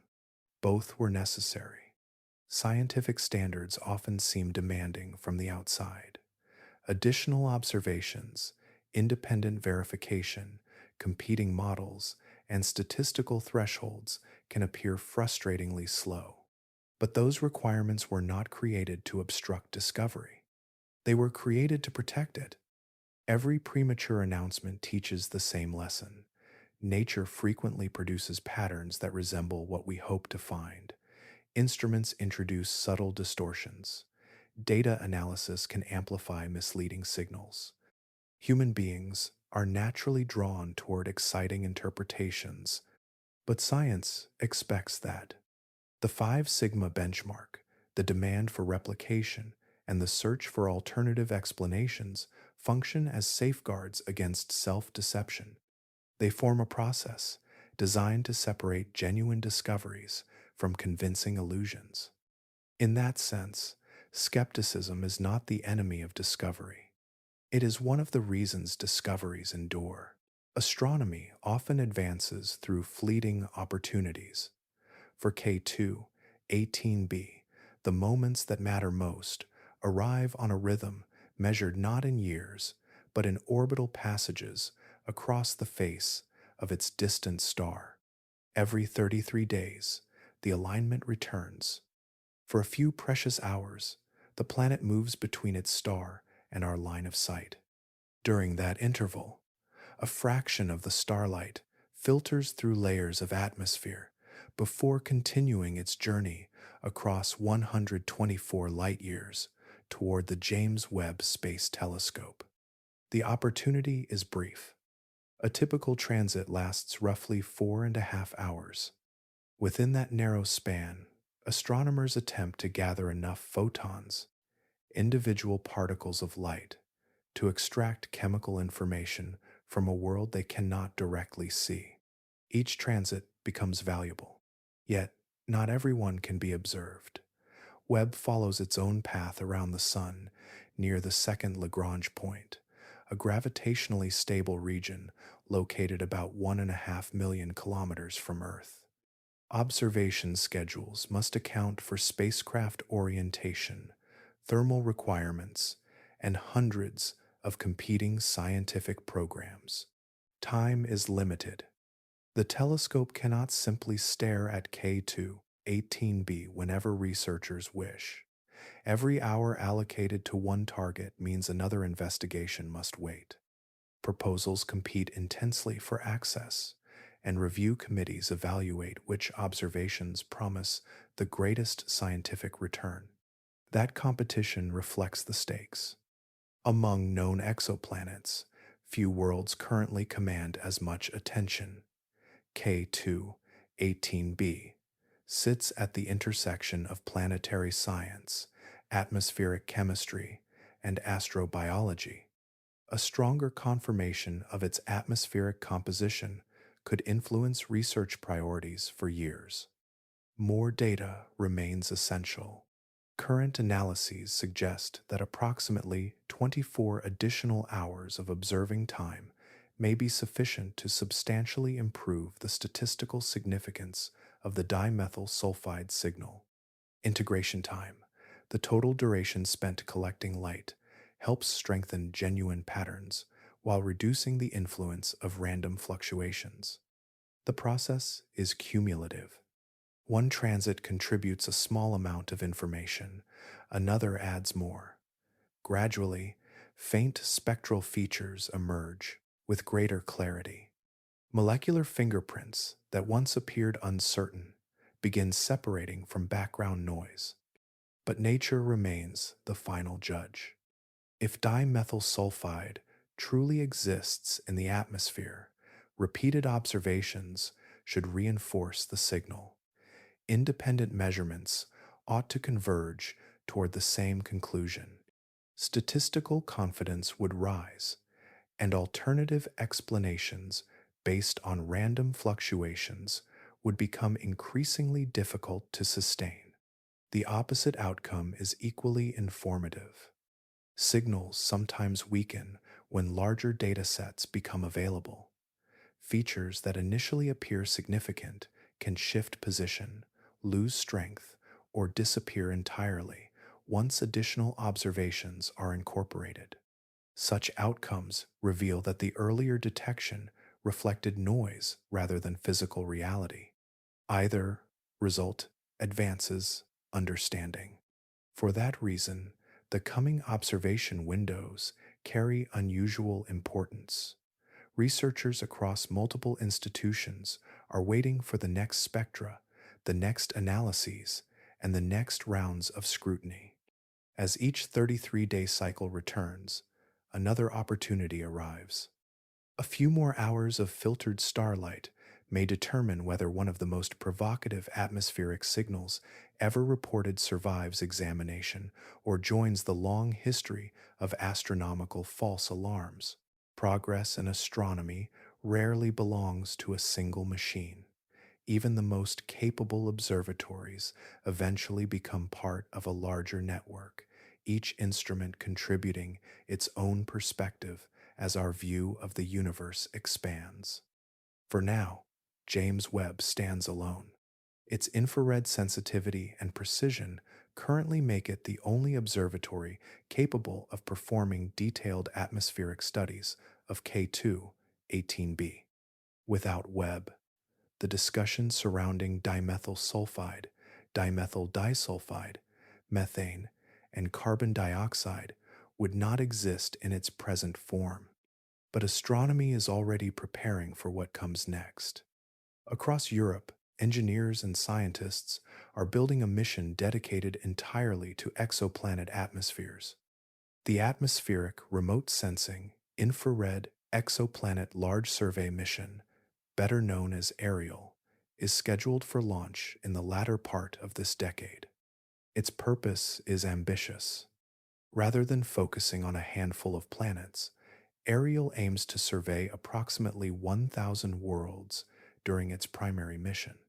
By observing large populations of exoplanets under consistent conditions, researchers hope to understand how planetary atmospheres form, evolve, and differ across the galaxy. K2-18b naturally attracts attention. A planet already associated with possible biosignatures would represent a compelling target for any mission focused on atmospheric chemistry. ARIEL may not replace Webb, but it could provide valuable confirmation and broader context. Another effort is rising on Earth itself. High in Chile's Atacama Desert, construction continues on the extremely large telescope. Its primary mirror will span 39 meters, making it the largest optical and infrared telescope ever built. The scale is extraordinary. Although ground-based observatories must contend with Earth's atmosphere, Adaptive optics systems help compensate for atmospheric distortion. Adaptive optics are technologies that rapidly adjust telescope mirrors to correct for blurring caused by moving air. The result approaches remarkable clarity. Combined with its enormous light gathering power, the extremely large telescope could perform measurements impossible for previous ground facilities. Independent studies of atmospheric molecules on planets such as K2-18b may become achievable, yet the longer future reaches even further. Astronomers are already planning a mission known as the Habitable Worlds Observatory. This proposed flagship observatory, envisioned for the 1940s, would pursue a fundamentally different strategy. No transit required. Instead of waiting for planets to pass in front of their stars, the observatory would attempt direct imaging. A coronagraph, a device designed to block overwhelming starlight, would allow faint planetary light to emerge from the glare. That distinction matters enormously. Transit spectroscopy examines starlight filtered through an atmosphere. Direct imaging captures light from the planet itself. Each method reveals different information and provides an independent path toward understanding alien environments. The significance extends beyond any single world. K2-18b may occupy today's headlines, but the telescopes being designed, funded, and constructed are not intended for one target alone. They represent the foundation of a sustained search that could span generations. As new observatories come online, the question gradually shifts. We are no longer building instruments merely to discover planets. Increasingly, we are building them to learn what lives, if anything, might inhabit them. A single circle drawn around a star has shaped decades of public imagination. Within that band lies the so-called habitable zone, a region often portrayed as the cosmic address where life should flourish. The reality is far less straightforward. When astronomers define a habitable zone, they are describing only a range of distances from a star where liquid water could exist on a planetary surface under certain atmospheric conditions. The definition is useful, but it is narrow, much narrower than most people realize. The concept emerged from climate models developed during the late 20th century. Researchers wanted a way to estimate where Earth-like temperatures might occur around other stars. The resulting framework became one of planetary science's most recognizable tools. Yet it was never intended to answer every question. A planet can orbit comfortably inside a habitable zone and still be completely hostile to life. Water may be absent, the atmosphere may have escaped into space, surface conditions may be unstable for billions of years. Many possibilities exist. Even within our own solar system, familiar examples reveal the limitations. Mars spends its journey inside the Sun's habitable zone for much of the accepted range. Today, its surface remains cold, dry, and exposed to intense radiation because its atmosphere became thin long ago. Venus offers a different lesson. Near the inner edge of the habitable zone, Venus possesses a dense atmosphere dominated by carbon dioxide, a runaway greenhouse effect, meaning a self-amplifying cycle of warming pushed surface temperatures to approximately 460 degrees Celsius. Distance alone changed very little. The atmosphere determined everything. This broader perspective becomes especially important when we consider K2-18b. Discussions often begin with the statement that the planet resides within its star's habitable zone. That fact is accurate, yet by itself it tells us remarkably little about whether life could exist there. The atmosphere matters more. Its chemistry matters more. Its internal structure matters more. What transformed K2-18b from another catalog entry into a major scientific target was not orbital geometry, it was the collection of atmospheric signals detected through transit spectroscopy. Methane, carbon dioxide, missing ammonia, and possible sulfur compounds created questions that orbital distance alone never could. But there is another reason the habitable zone can mislead us. Some of the most intriguing environments for life in our solar system exist far beyond it. Beneath the frozen crust of Europa lies a global ocean. Enceladus ejects plumes containing water, organic molecules, and evidence of hydrothermal activity. Neither world receives much sunlight. Their energy comes largely from tidal heating. Tidal heating is warmth generated when gravity repeatedly stretches and squeezes a planetary body. The process converts orbital energy into internal heat. Life, if present, would not care about the habitable zone. By the time we reach worlds like K2, 18b, a larger lesson emerges.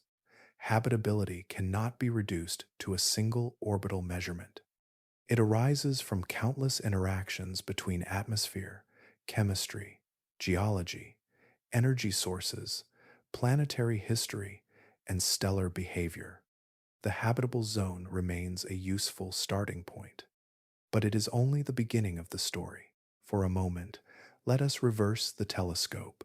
Instead of examining a distant world through faint traces of filtered starlight, we place ourselves on a planet orbiting another star and turn our instruments toward the Sunday. Across 124 light years, Earth becomes what K2, 18b is to us now, a small shadow crossing the face of its star. From that distance, our world would not appear blue. No continents would be visible. No cities would shine. Everything familiar would vanish into a thin atmospheric signal measured against overwhelming starlight. Yet, clues would remain. As Earth passed in front of the Sun, a fraction of sunlight would skim through the atmosphere before continuing into space. Hidden within that filtered light would be fingerprints from atmospheric molecules.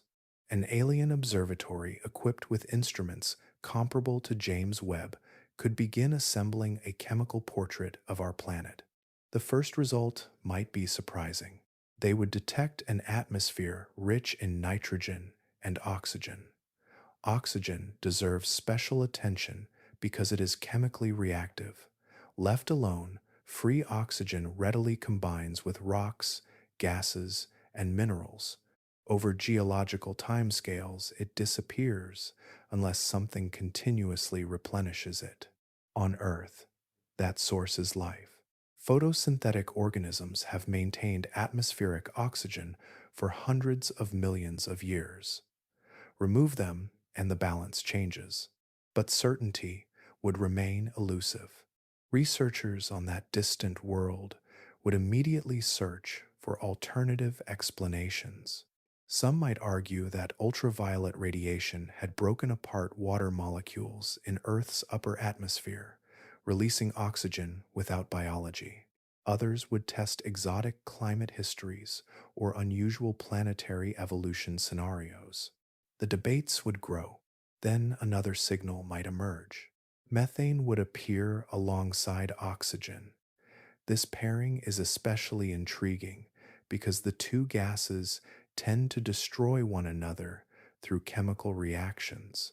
Their long-term coexistence represents thermodynamic disequilibrium, meaning the atmosphere remains in a state that chemistry alone struggles to maintain. Something must constantly replenish both gases.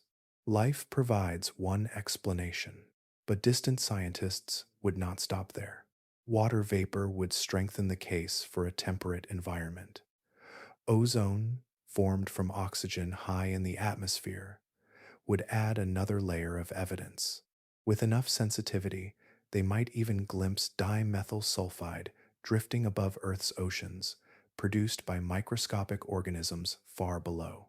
Still, Disagreement would persist. Instrumental uncertainties would require scrutiny. Atmospheric models would be challenged. Independent teams would reprocess the data using different assumptions. Every conclusion would be tested repeatedly before broader acceptance emerged.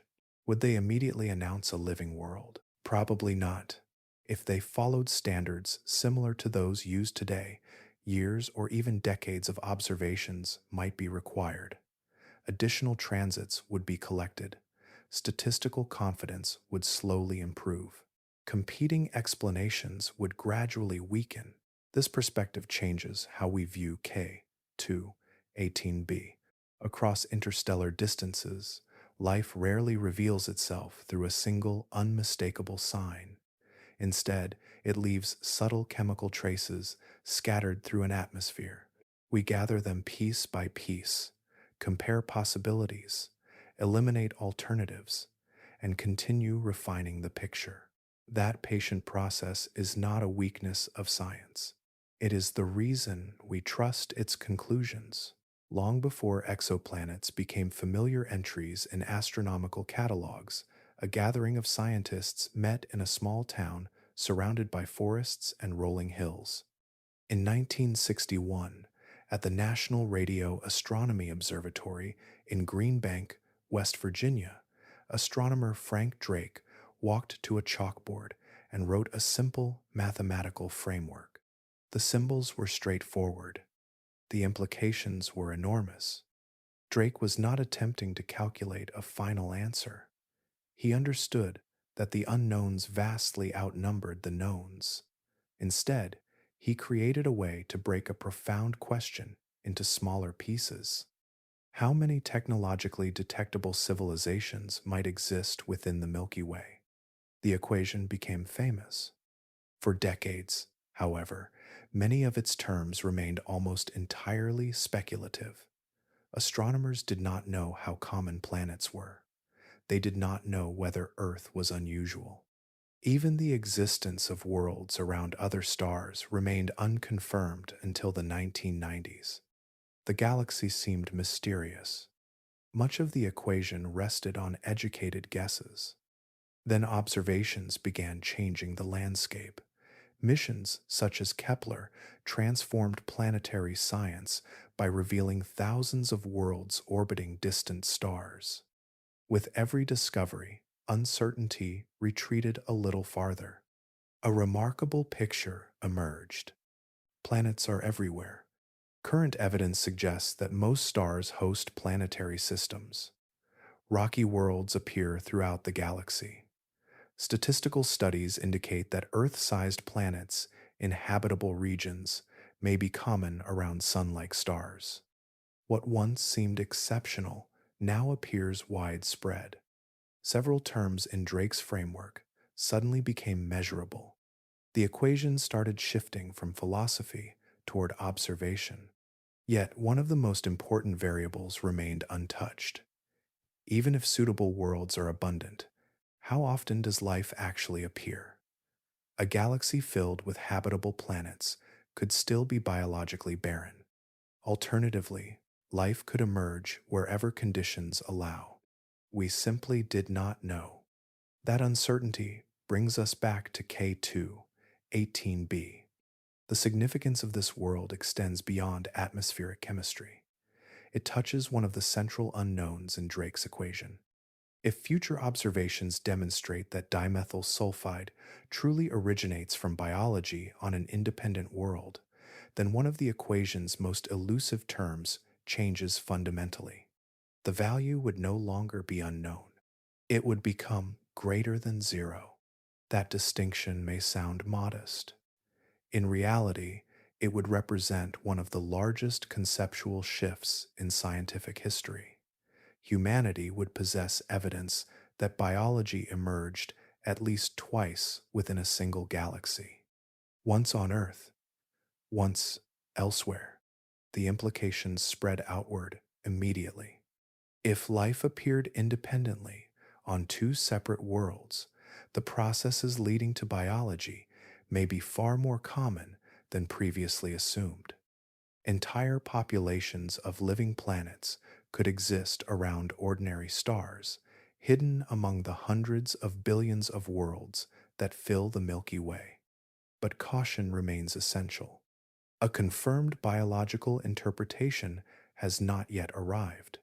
The observations continue. Alternative explanations remain under investigation. Scientists are still testing every assumption and challenging every conclusion. Even so, you can sense why attention remains fixed on this distant planet. K2, 18b, may not answer the Drake equation outright, yet it could provide something the equation has lacked since 1961. A real data point. Some ideas begin with a number. Others begin with a question that refuses to disappear. The Fermi paradox belongs to the second category. During the middle of the 20th century, physicist Enrico Fermi considered the staggering scale of the Milky Way and arrived at a simple puzzle.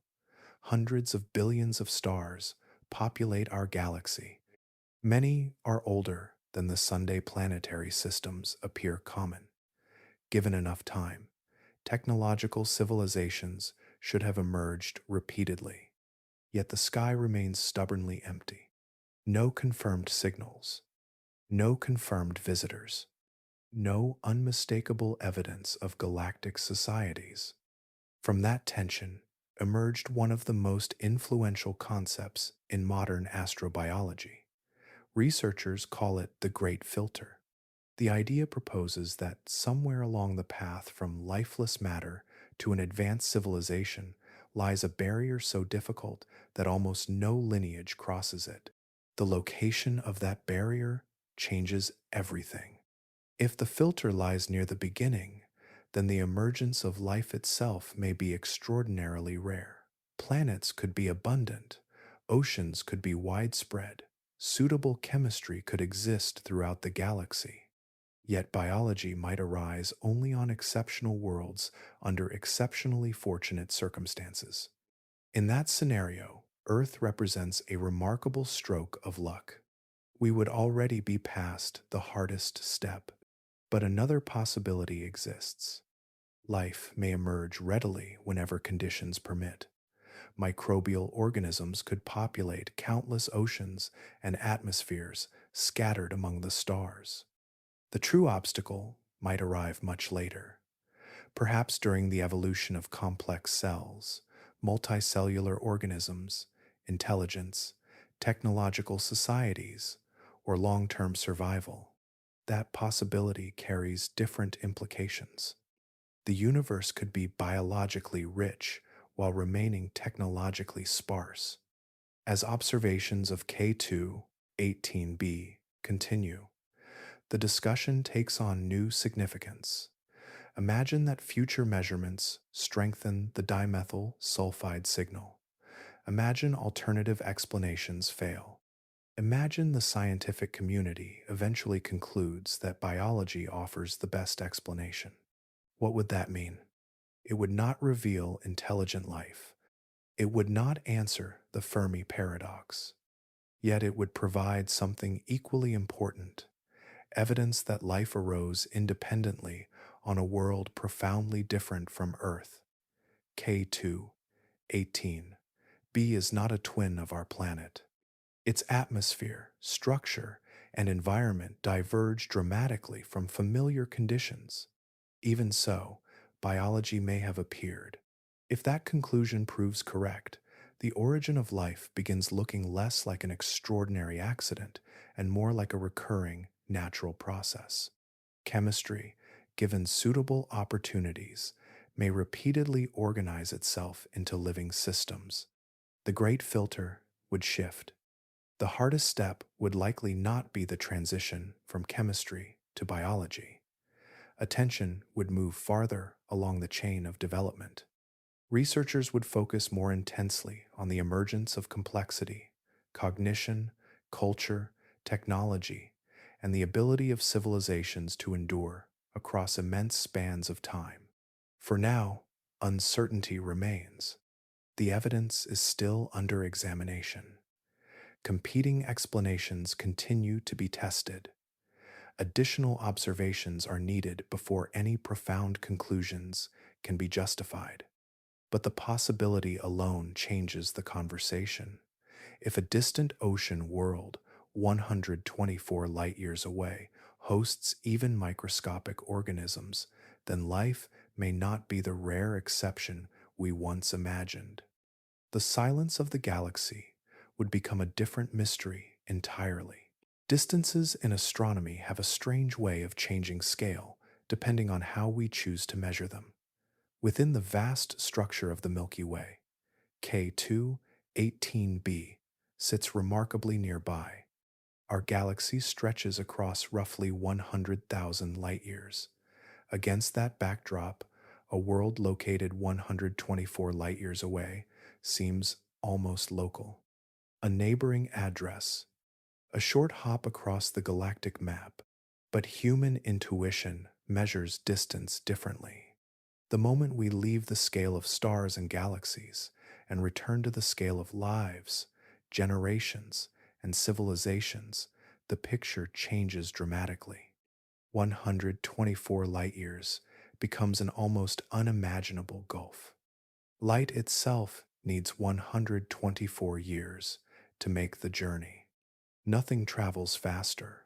Every photon reaching our telescopes tonight began its voyage before the First World War had ended on Earth. The information arriving from K2 18b is not current. We are observing a world as it existed more than a century ago.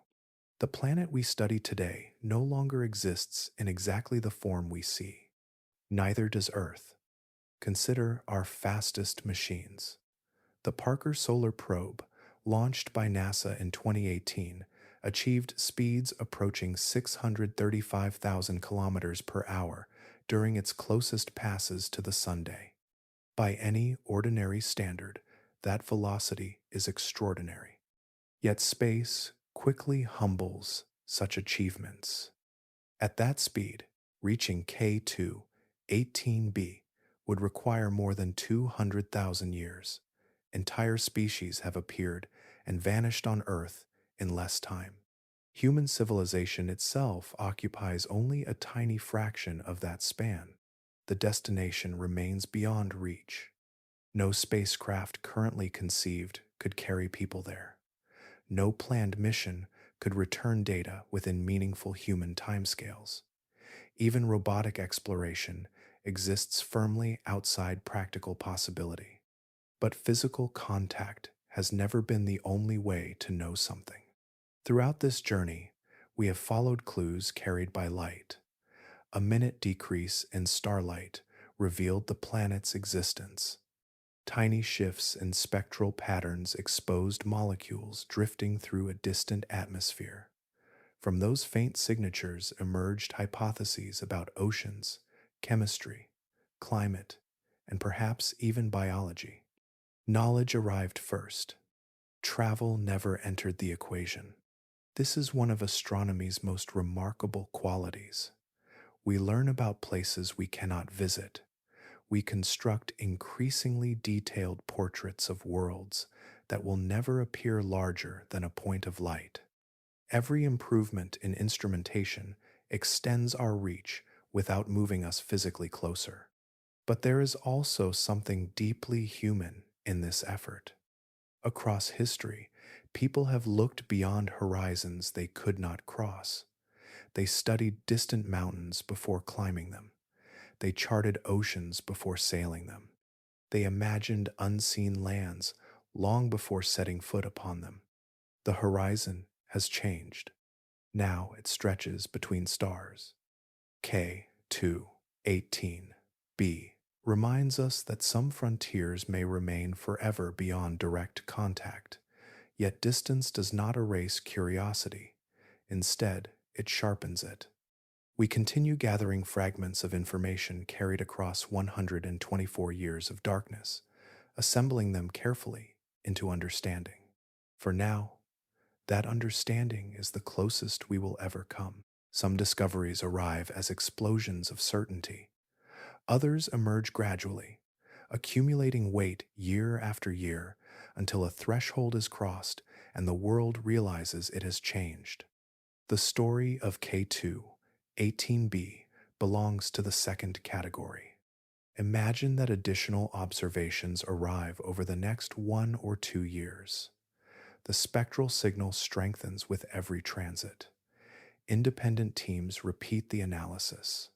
Alternative models fail to reproduce the observations.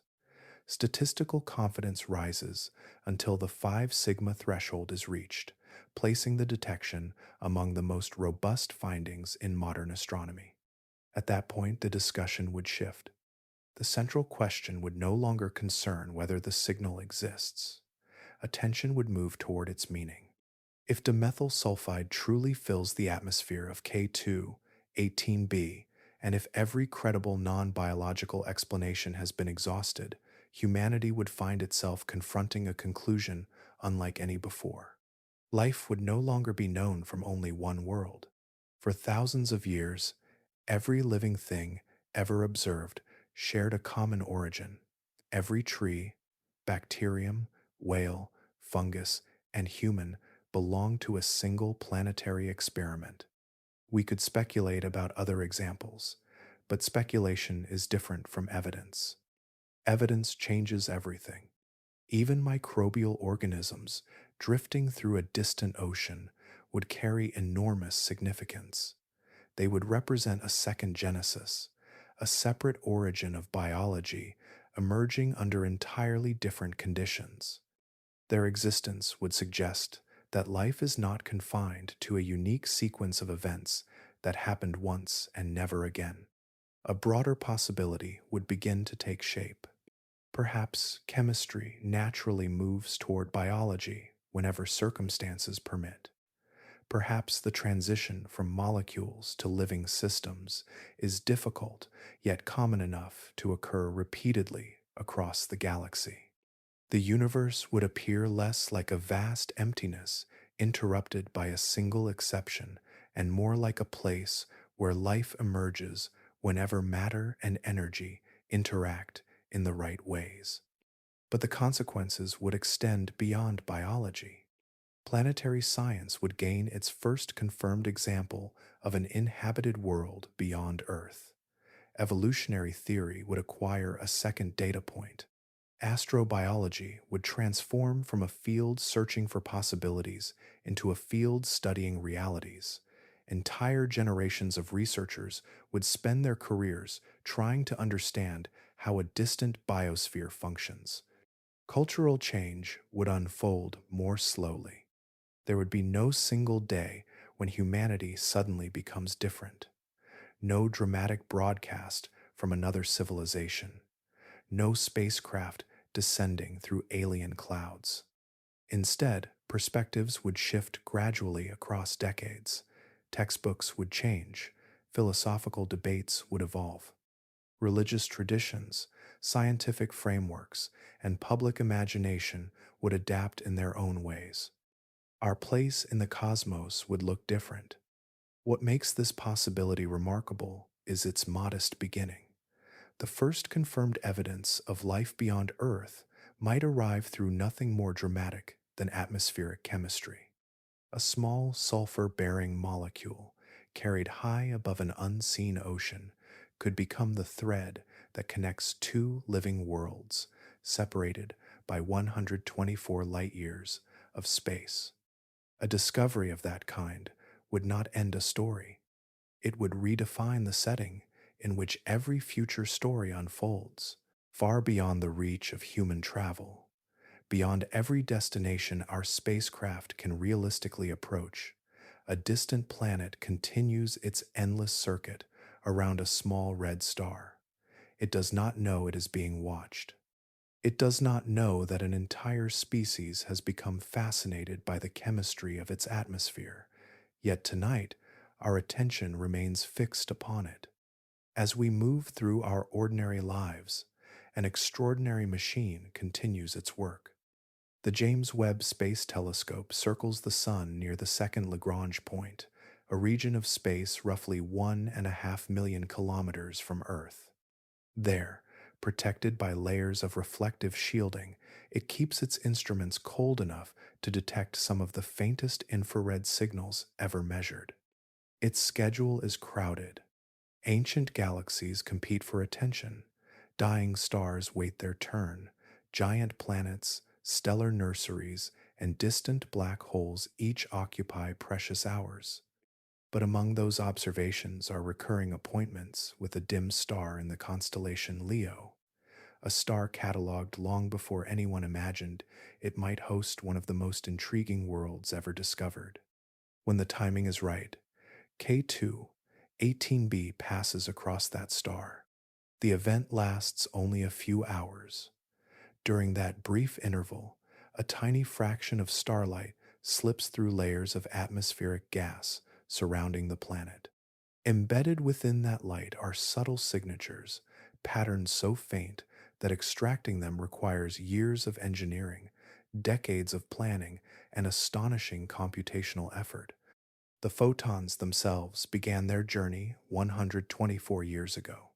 While they traveled through interstellar space, generations were born and passed away. Entire technologies appeared. Nations changed. Scientific revolutions unfolded. Yet those particles of light continued onward until they finally encountered a golden mirror suspended far from Earth. Then the real work begins. Raw measurements are transmitted home. Pipelines process the observations. Researchers compare models, test assumptions, and challenge one another's conclusions. Statistical confidence rises or falls. Competing explanations are examined from every angle. A signal may strengthen with each new transit.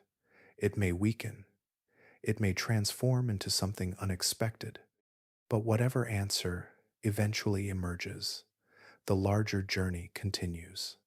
K2 18b represents only one world among countless others. Our galaxy alone contains hundreds of billions of stars. Around many of those stars orbit planets we have not yet studied. Beyond them lie additional atmospheres, additional oceans, additional possibilities. Each observation expands the map a little further. The search was never truly about a single planet. It is about learning whether biology is a rare accident or a recurring feature of the cosmos. It is about discovering how often chemistry crosses the threshold into something living. It is about understanding where we fit within a universe that continues revealing new layers of complexity. The universe moves on immense timescales. We have only recently begun to look. And tonight, while distant starlight continues arriving from across the dark between worlds, we wait alongside it, patient enough to follow the evidence wherever it leads.